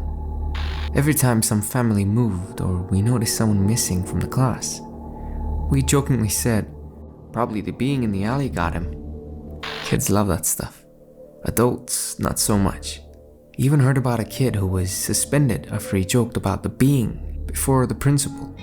When I became 12, talks about the being became subtle, because there were also talks about people vanishing, and it suddenly wasn't that funny. It was this older kid, Eric, a real bully. He always walked with these 3 henchmen of his, beating up kids, stealing their lunch money, that sort of stuff. He always got away with it because his dad was the police chief. They beat me up a lot too. Even stumped a cigarette on my arm once. The burn is still visible. Long story short, I was scared as shit by these bunch. Tic-tac-toe board on his Among fist. all, by Eric. Around this time, my parents decided I should take folk dance classes. Why are they smoking there? Like I was not bullied already. But anyway, the folk dance community was really nice. Made a lot of new friends there. The problem was that the classes were late in the afternoon and lasted till the evening. But of course, my parents always picked me up as soon as possible. On one evening, my dad was supposed to pick me up, but he didn't.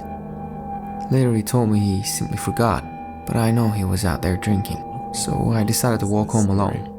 It was around 8 p.m., so it was already getting dark. The streetlights were on, so I didn't worry. As I turned the corner, I noticed a group of older boys was fooling around on the street. Of course, it was Eric and his gang. I tried to walk past them while keeping a distance if possible.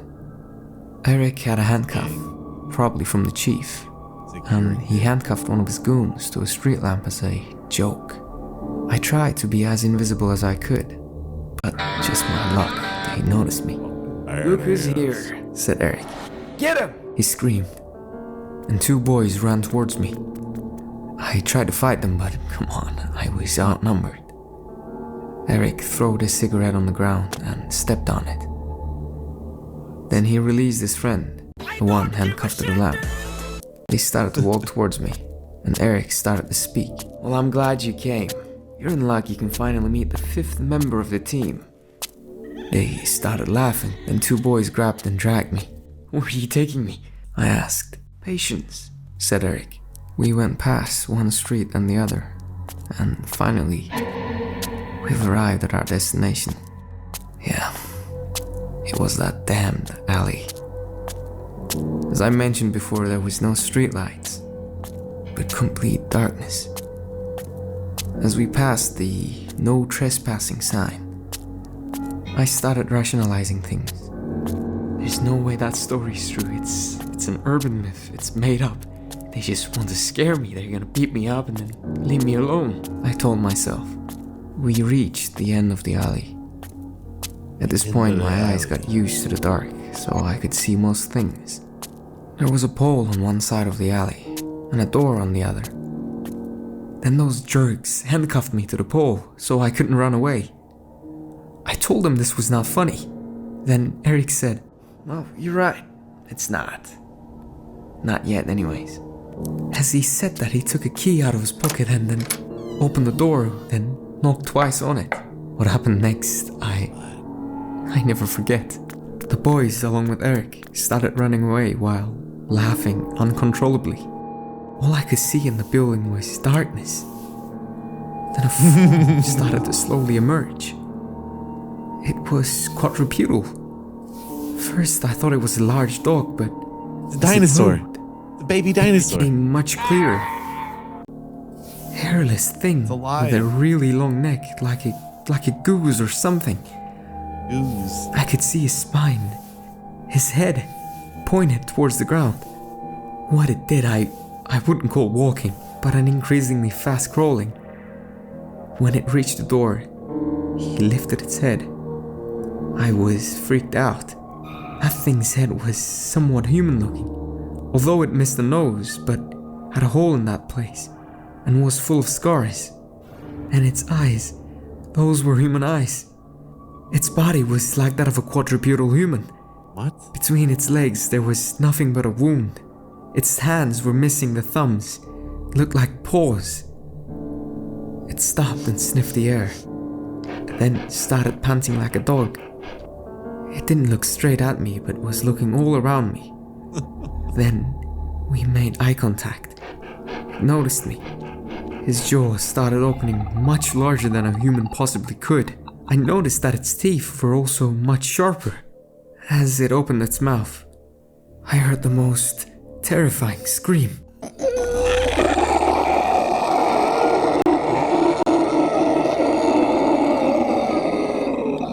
I started crying and moving all around. Then the thing ran towards me and bit my leg. With my other leg I managed to kick the beast, which annoyed him enough to let my feet go. As it would jump on me, I managed to pull the pole out of the ground and accidentally hit the creature with it. That animal must have noticed that I released myself, because it ran straight back to the building. I didn't think much and ran back home immediately. Didn't look back either. Years passed since then. I didn't tell anyone about what happened. The police chief had a fatal stroke a year ago, and suddenly Eric wasn't so untouchable. Heard he went straight to prison when he was caught beating up one of his goons. He deserves it. That guy is a psychopath.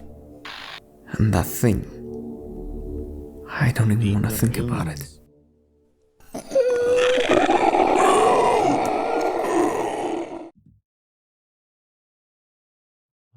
I was 12 when this happened.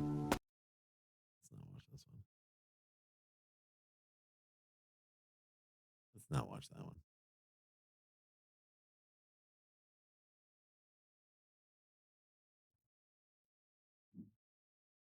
The lollipop monster.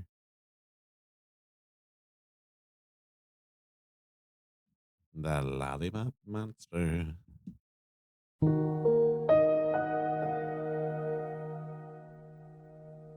This story is from 5 years ago, but it still gives me chills when I think about it. At that time, there was a young man in our neighborhood who was rumored to be kind. His name was Ian. He always carried a flag with him, and whenever I ran into him, he would stop, hold my hand, and pray for me. One day he whispered to me, "What? You have such a pure soul, so I'll tell a secret only to you.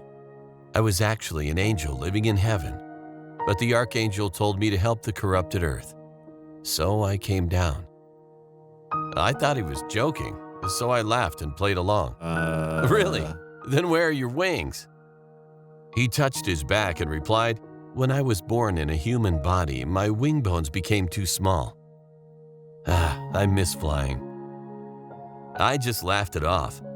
However, the interesting thing was that he really had a kind heart, like an angel. When he saw homeless people on the street, he would take them to his house, feed them plenty of food, and pray for them.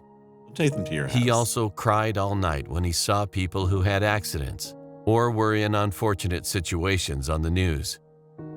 I was touched by his actions, and we became close friends. But as time went on, darkness began to cover him. His house started to be filled with countless homeless people, and thieves broke in and stole things recklessly. But he forgave them all. Every time this happened, I told him to take care of his belongings, but he just closed his eyes and recited a prayer. Tears streamed down from his eyes. As time went on, he became increasingly dispirited. Whenever we met, he would stare at the sky with a sad face for a long time. As time passed, he began to act strangely. He yelled at a random passerby on the street, saying, "Your heart is filled with filthy greed. You should have a kind heart. I can see it all." The person flustered and ran away.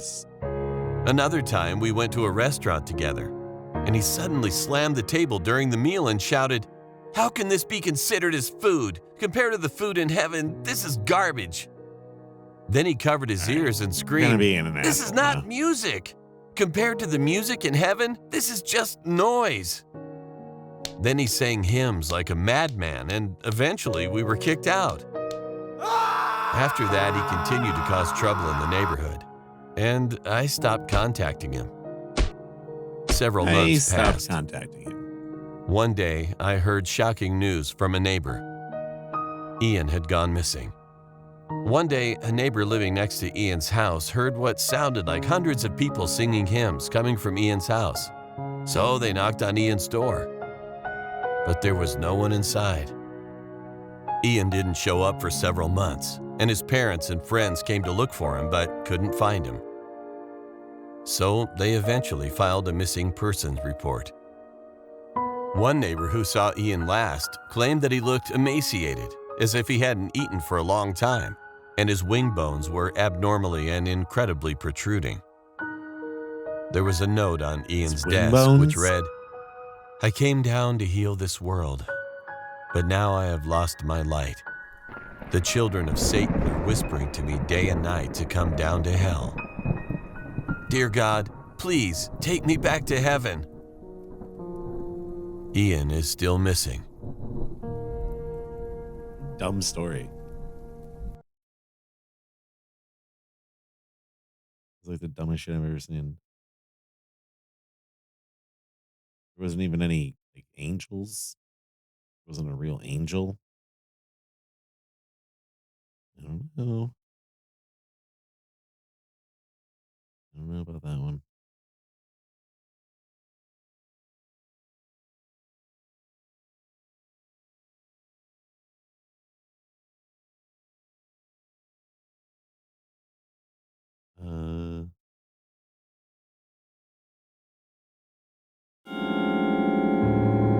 Mountain. I still can't forget the man I met when I was young, the man who scared me most in the world. However, I still don't know his face. If only I could know his face, I could report him to the police now. The terrible memory from back then is still vivid in my mind as if it were yesterday. It was 20 years ago, during a hot summer when I was a middle school student. I lived in the countryside and played with my friends by the river and in the mountains every day. However, my grandmother always warned me not to go to the mountains at night, saying that faceless people roamed there, but I just thought she was trying to scare me. However, later I realized that my grandmother's words were not a joke to scare me. One day, my friend and I were playing in the mountains and didn't realize how late it was getting. As it got dark, we hurried back home, but got lost Shit on is the not way. a fucking joke. We panicked and wandered around for a while, but then I saw a man approaching us. At first I felt relieved to see him, but the closer he got, the more uneasy I felt. He asked us what we were doing there, but I got chills because his lips didn't move when he spoke. After a moment, I realized he was wearing a mask, but it wasn't a mask. It was made of someone else's facial skin. At first, I thought it was fake, but when I looked closely, I saw that it was real, and I saw several twisted marks between the skin. Suddenly, he picked up a rock and hit my friend's head. My friend fell, and the man pulled out a knife and started to cut off my friend's facial skin. I heard my friend screaming in pain. I ran away, screaming like crazy without looking back. I didn't know where I was going, and just jumped down, running towards the bottom. When I looked back, he wasn't chasing me. He was only focused on peeling my friend's facial skin. I ran further away and looked back, and he was holding my friend's skin in his hand. At that moment, I saw his real face. He grinned at me and shouted, "Come here, want to try wearing the mask?" I saw his mouth moving, but I couldn't see his features clearly from that distance. I wanted to get closer and see his face, but I was afraid I would die. I ran away again, as if going insane. After running for a while, I came back to my senses and realized that I was down the mountain. I ran back home, crying, and told my mother, who reported it to the police. The police soon arrived at the mountain and found my friend's body with his facial skin removed, but they never found the culprit. When the police asked me if I saw his face, I said yes, but it wasn't his real face. The police searched for him, but they never found him. Afterwards, the village was abuzz for a while, but as time passed, it gradually faded from my memory. After that day, no one went to the mountain again. Time passed, and I moved to the city and lived a normal life as an office worker, burying the terrible memory in my mind. But sometimes, I still think about that day and try to remember his face. I try my best to recall the man's face from my memories, but I just can't seem to see it. I've struggled to remember his face with all my might, sweating profusely, but it was always a failure. So, I am still in doubt tonight as I drift off to sleep. Who was he really? If only I had gotten closer to him back then, could I have seen his face.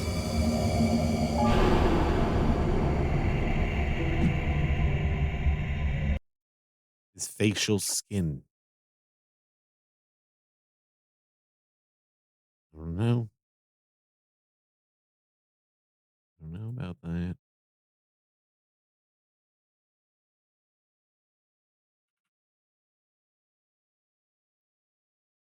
That was a great story.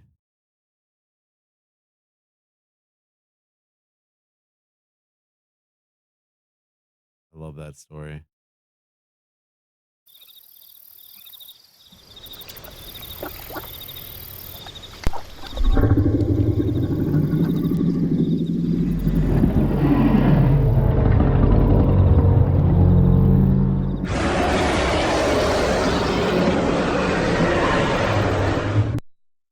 I was attacked by a monster in a lake. I won't tell you the country and area I live in. When I was 21, my friends and I decided to check out the big lake nearby.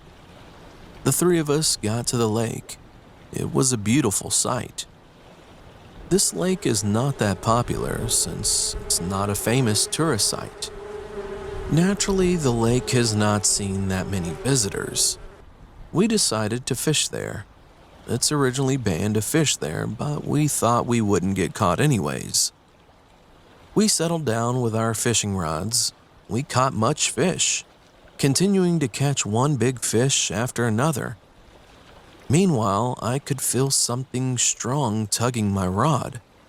This is a gigantic fish, I thought, pulling with all my might, but it wouldn't come out of the water.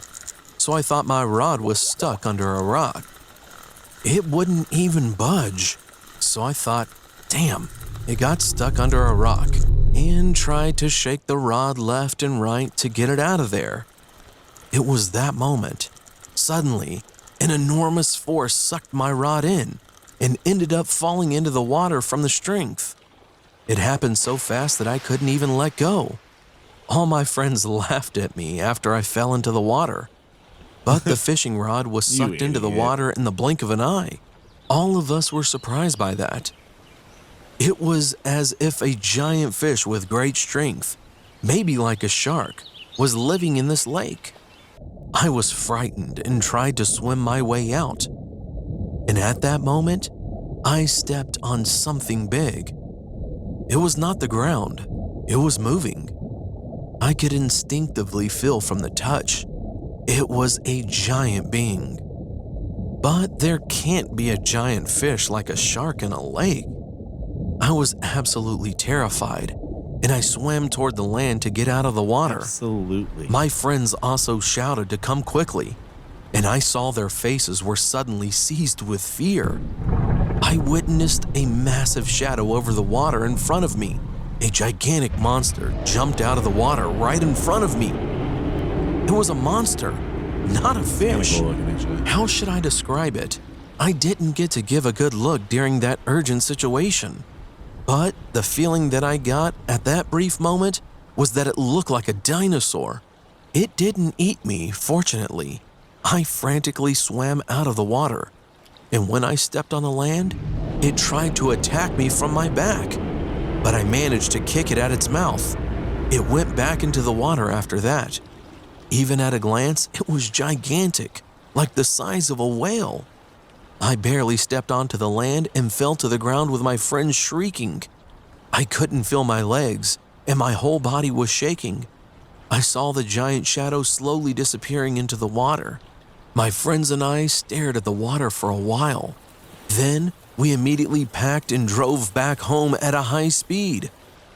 We reported it to the police, but they thought we were pulling a prank. The lake was too big and deep, so it would be difficult to properly search for it too. Since that day, we never even went back near that lake ever again. I was traumatized from the incident and quit doing the thing I used to love, fishing. I can't even go into the water anymore. What was that I saw back then? Was it just a gigantic fish? Or was it some other life form that we don't know of? I still cannot forget the fear of that day. Just flooding that shit.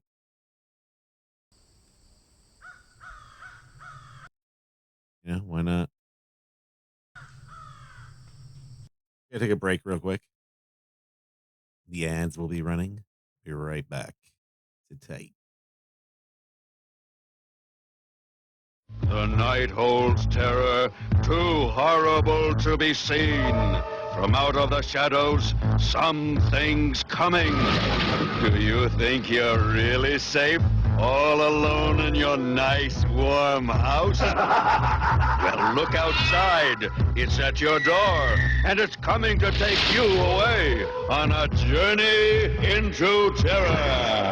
Call now, $1.50 for the first minute, 35 cents each additional minute. Call Hot Hints for the best Nintendo strategies. Oh, I give up. Don't give up. Call 1-900-HOT-HINTS and supercharge your game.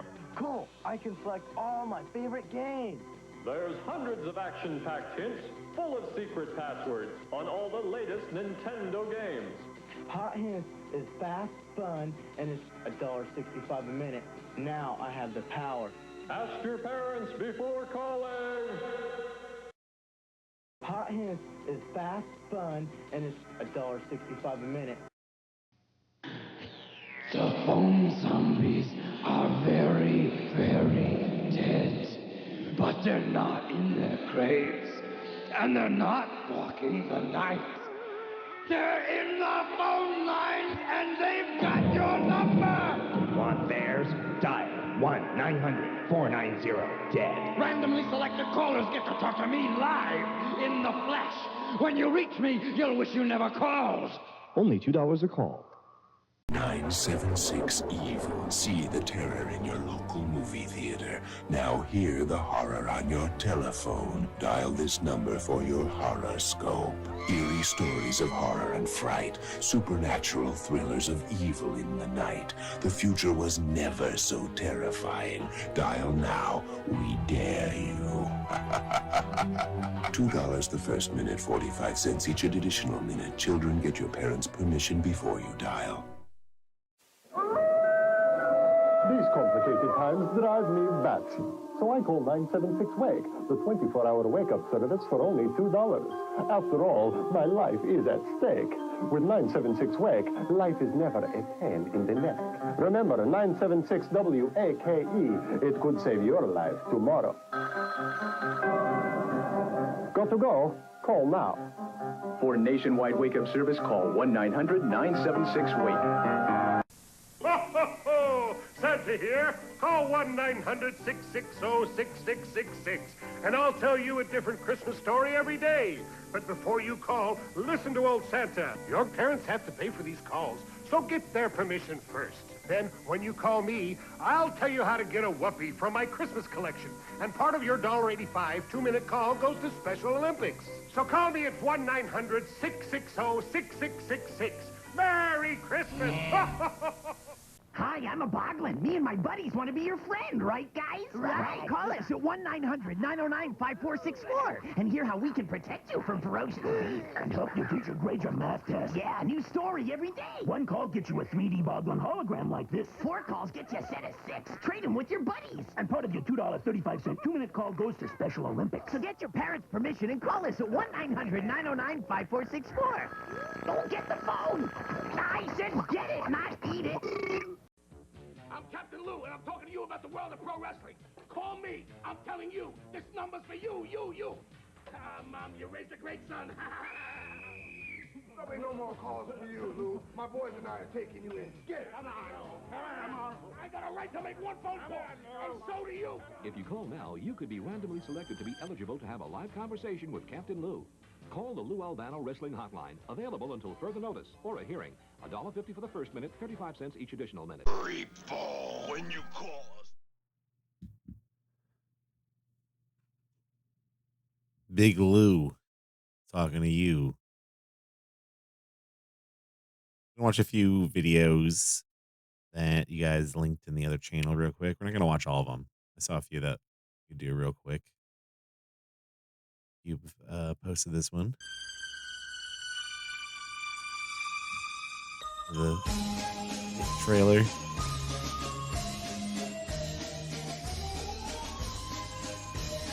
That's the kid that I thought the other kid looked like.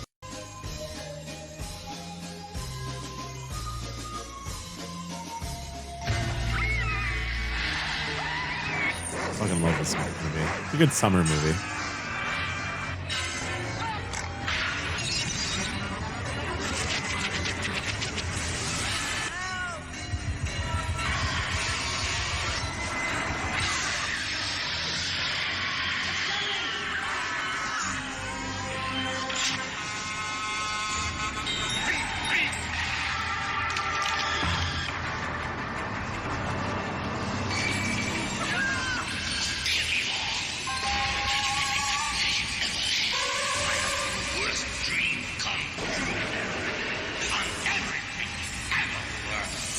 Interesting trailer. Fucking love that movie. Now on video cassette. Spending a week alone in an isolated cabin for the Christmas holidays certainly Making seemed like a good another idea at the one? time, and it was a welcome break from the city. How the It fuck? always made more sense for me to spend time alone, especially during the holidays. I like the new one. And without any Yeah, it's immediate completely family, different. I would usually travel somewhere secluded. After a few Vibes are days of completely staring different. out the same I window, do like the new one, though, the honestly. reality of not having any internet, Just TV, or completely- it's contact just a with the different outside world movie. really started to sink in. Welcome To make matters Dairies. worse, It'll be even like the radio olden stopped days, working, like and the I couldn't get original a shit single that happened. station. The only thing left to do at that point was to do my best to stay warm and avoid the bitter cold outside. The crackling sound of the warm fireplace did offer some relief, and I had no trouble sleeping at the cabin, at least until the events of that night began to I think this is unfold. made in Blender. Oh my god. Sounds like the dog my mom and dad used to have. Or do have. Hound dog.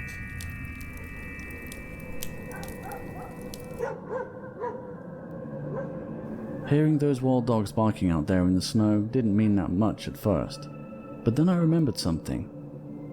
A few years ago, while living in Brazil, the neighborhood dogs would sometimes Brazil? bark and howl like crazy during This the night. disclosure. Give that reset, man. Appreciate that. Nobody knew why for a long time until one day, I found out what it was. It turned out to be a black horse that would sometimes escape from the ranch nearby and wander aimlessly through the streets at night. Nothing particularly sinister about that, but the dogs knew when there was something out of place. Something that wasn't supposed to be there. I waited for the barking to stop and then went over to the fireplace to drink some tea, before finally turning in for the night. But little did I know, Christmas Eve was far from over.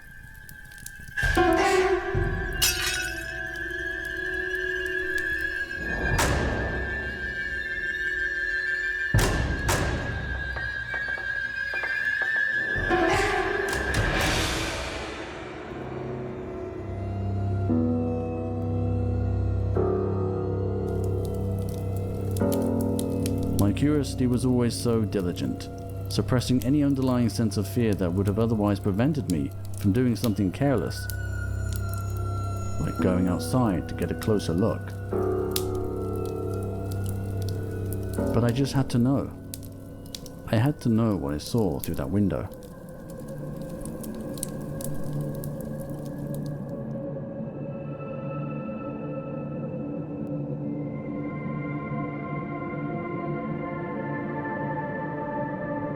The immediate vicinity didn't really present anything out of the ordinary, but I was surprised to see that there were no footprints or any tracks left in the snow, and it seemed even quieter than usual.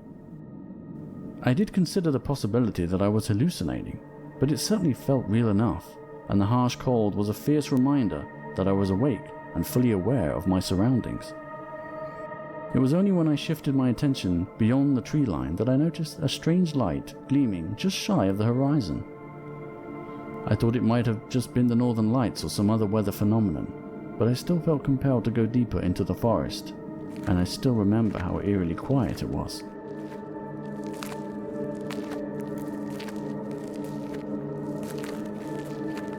After walking a fair distance, it felt like I could never seem to catch up with the light, until suddenly it disappeared.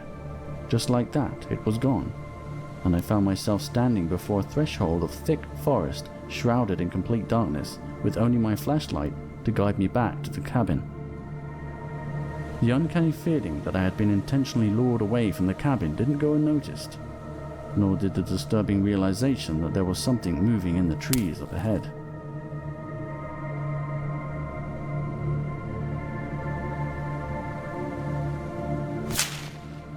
Whatever it was seemed keen to be left alone, and certainly didn't belong there in the forest. Fortunately, by that time, my inherent fear of the unknown finally outweighed my curious endeavor. However, my timely retreat was interrupted by the sound of those wild dogs again, which was quickly followed by chaos and commotion that seemed to engulf the entire forest around me, as I witnessed huge flocks of birds scatter across the sky before flying away. Soon enough, the forest was once again plunged into an eerie silence as I acknowledged a complete absence of any wildlife, while heading back to the cabin, even though I was still totally oblivious as to what had ensued. At least that was the case until I stumbled upon the chilling reality of that night.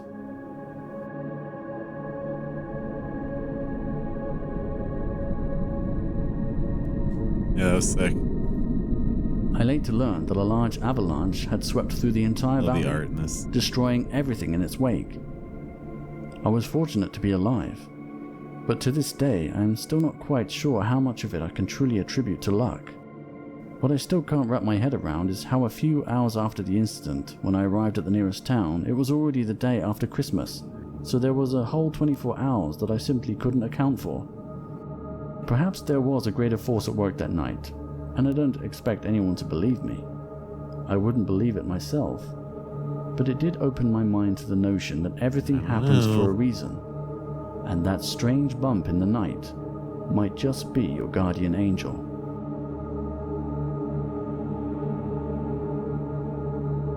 Oh, big motherfucker. It was bad to the bone. Fucking tired ass. Alright.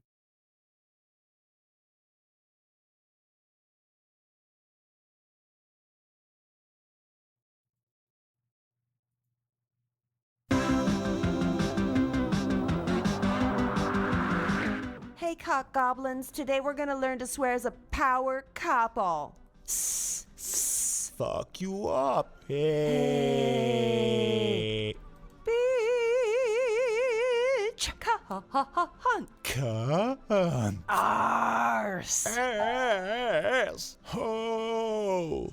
Ho. Ho. Front dump shit.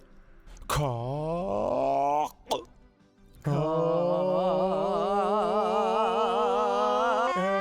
Ash. Ho.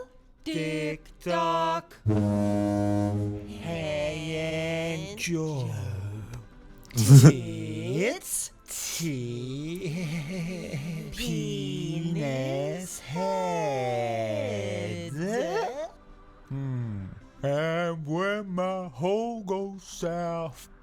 Jeez, wet dream. Jeez, wet dream. Milk me for seeds. Motherfucker. Choking. Woohoo! I'm sad. Y'all got double the power when you swear together, you carnival dinks. You carnival dinks.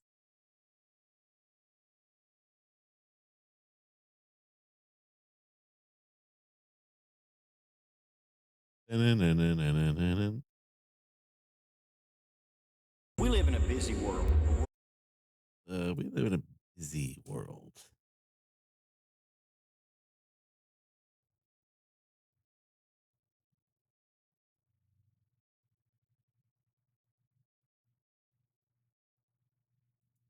Y'all are sitting around not doing fucking shit. Meanwhile, the stock market's all fucked up. But I'm being proactive. I got on my bird scooter and I brought my Joe Biden script that I've been working on for months, and I took it down Paramount Studio. I've been pitching it at cars driving in and out of Paramount Studio all day. It's basically the Matrix, but if the stock market was the Matrix, Joe Biden gets sucked into the Matrix and he fixes it once and for all. It's called Joe Biden Stock Market Man, and it stars Joe Biden. I've been pitching my fucking movie all fucking day, and they haven't. You guys want it? It's $150 million. Excuse me. I've been pitching a movie. It's a Joe Biden movie. It's a Joe Biden movie. Tesla, that's a big Tesla guy. Plus, I work at the chat room on Twitter.com. It's the only movie that 100% use real 100% bullets, 100% real bullets. And I will tell you this right now. I'm in very serious talks with Vin Diesel to play Joe Biden. And if you need to step the fuck up. You need to step the fuck up. You need to step the fuck up, because I'm gonna tell you this right fucking now. This movie will fix the stock market once and for all. Excuse me, it's a Joe Biden movie. It's a Joe Biden movie. Joe Biden movie. I had hit the RT button. The CTE is not real.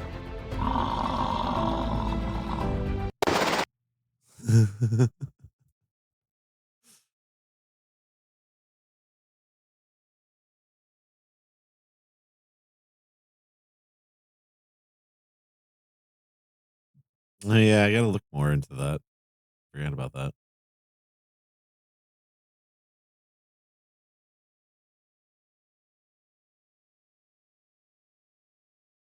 Cat foot.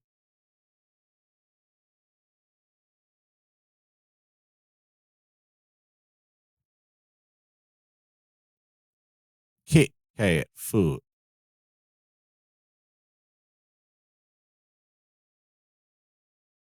What's up, guys? It's me, your boy Connor O'Malley.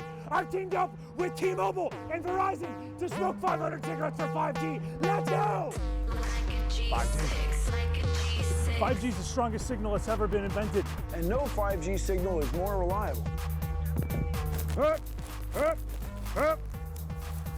We're out here trying to raise awareness for 5G. 5G. I'm doing this in loving service of 5G, T-Mobile, Verizon. I'm not getting paid because I think we're lucky to even have it. 5G is God. Man created God. Man killed God. Then man went ahead and created a new God. And a new God that is called 5G. This is a real 100% heartfelt thank you to Jack Ryan. Jack, thank you so much for making sure that we are safe. Once 5G is out, then the United fucking States will be done with the Contra virus, okay? If Courtney would let me back in my fucking house, I would love to be fucking quarantined with my fucking kids. I love my little fucking kids. The fat one, the tiny one. I told the ex-coworker that I wanted to do this and they laughed in my fucking face. They said, you will never fucking smoke 500 cigarettes for 5G. But guess who's proving them wrong? I am. It's gonna help you do computer faster. You're gonna be able to play on chat rooms better. You're gonna be able to send emojis that you've never even fucking heard of, okay? 5G gonna make ebombsworld.com a real planet. 5G! 5G! 5G! 5G service activated. This shit is so fucking fast.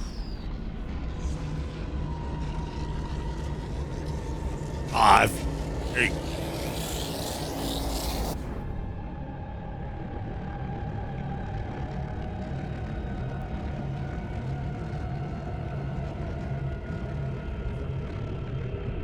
$5G.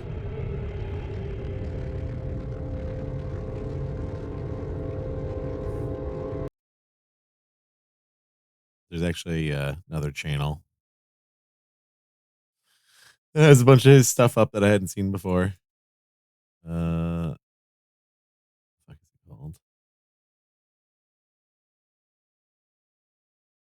Um, um, um, um.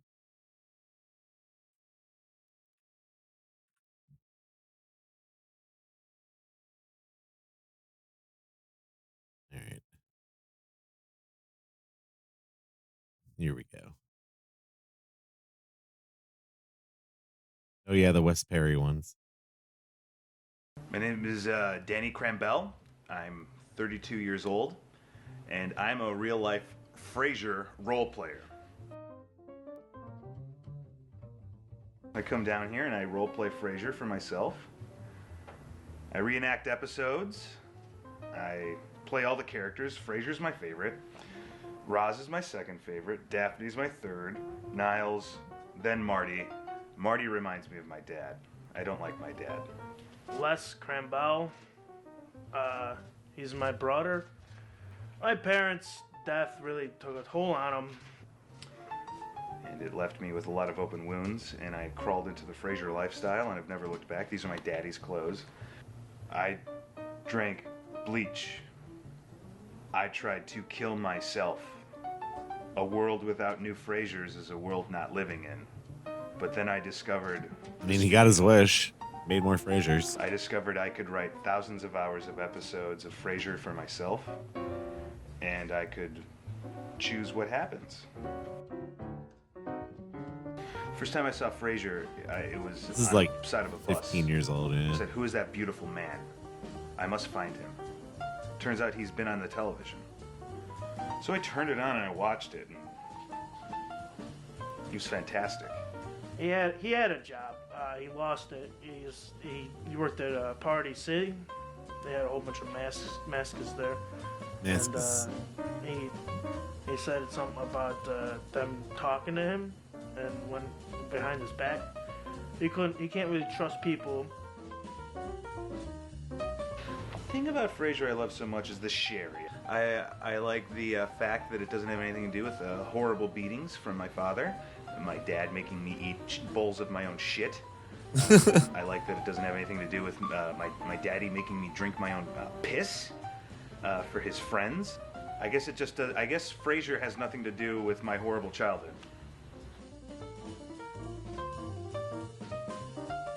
Frasier has power over his dad. He may have messed up the feng shui in his apartment, but guess who's got the broken hip? Not Frasier. I'm Marty, Frasier's dad. I want to be able to beat Frasier, hold him underneath the bathtub and watch him suffocate for air, but I can't. I lost all of my power. Now Frasier puts things inside of me and laughs at me when I used to make him clean his own asshole and eat his own shit. Ooh, there's my dog.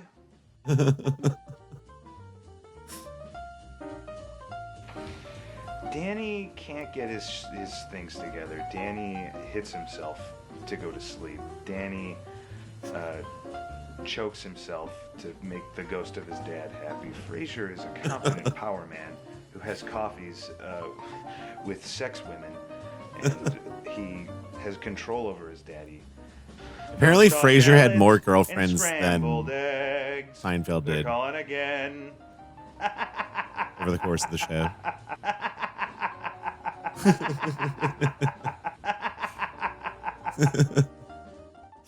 Sex women.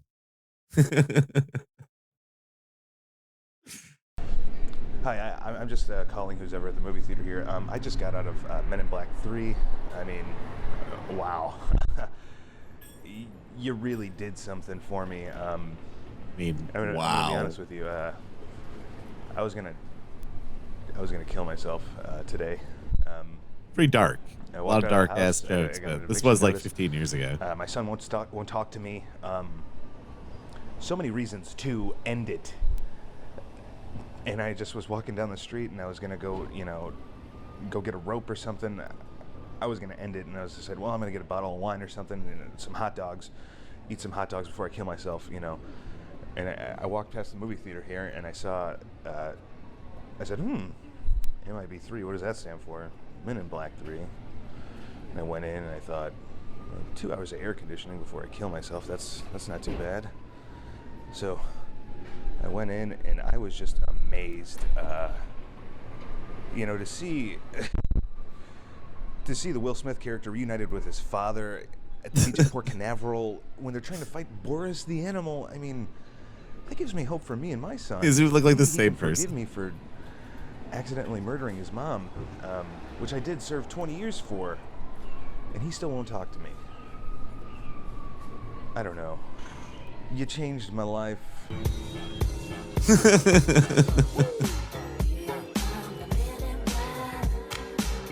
It's fucking awful, but come on. When the Men in Black music kicks in, you know it's real.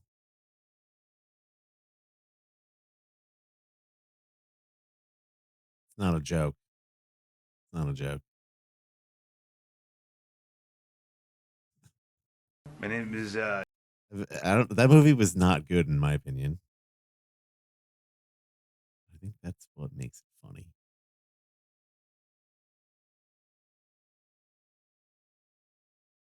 Honestly.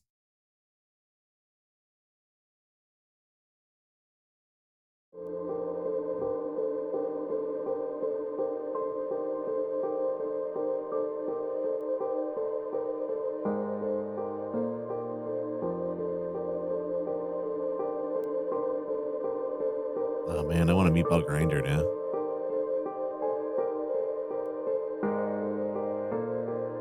I don't think I've had a Subway meatball grinder in like 12 years. It's like struggle food. I mean, it's better than nothing, but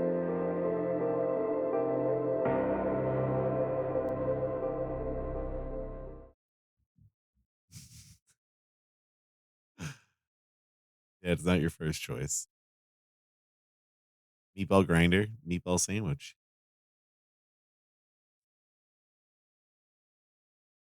Yeah, Subway's kind of weird. I'd just rather get like Jersey Mike's or something, or just like a local place.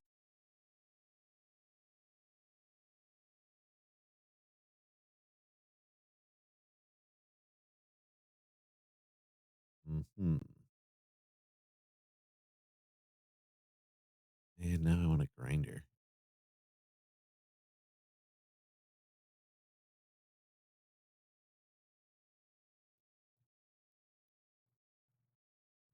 I'm looking for a little something, something.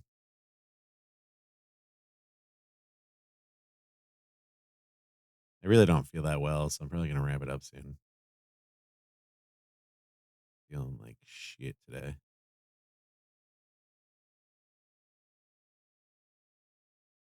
Feeling like shit.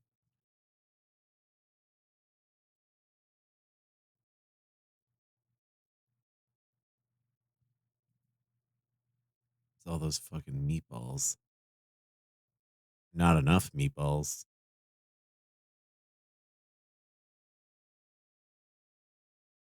You know? Sometimes you just need more.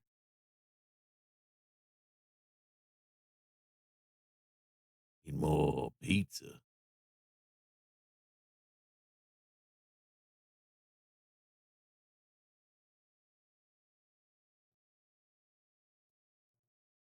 Dun, dun, dun, dun, dun, dun.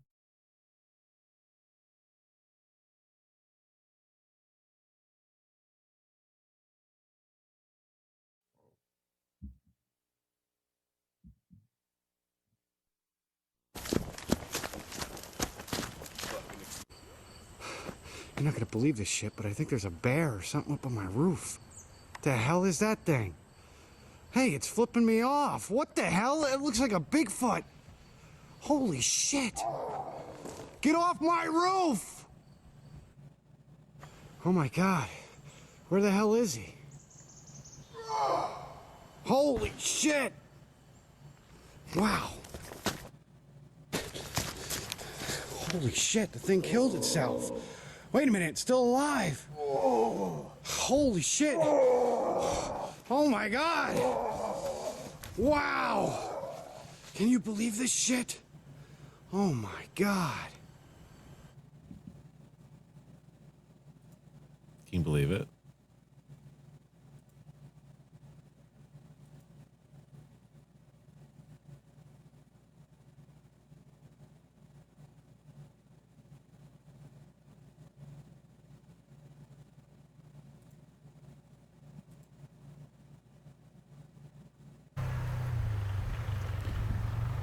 I'm up here at the bird sanctuary, and yeah, they're probably thinking, well, what's Quad doing at the bird sanctuary?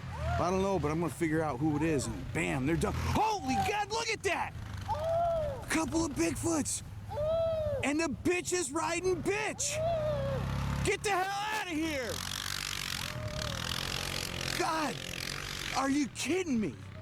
It's out of control! Look at this! Bitch wow.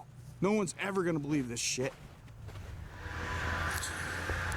Here I am. The sick ass private fucking property. George Lucas And, transition. You know, somebody's riding a snowmobile out here, and they're not supposed to be, and they're gonna get caught right now. Look at this. Holy shit! That's a couple of Bigfoots! You gotta be kidding me! Oh, it's a Bigfoot and a Sasquatch, and she looks like she's trying to drive stick shift. That's no stick shift, honey. I'm sure. Unbelievable. I'll get it.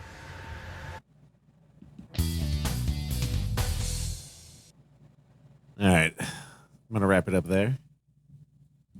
With that, thank you for coming by. Appreciate you.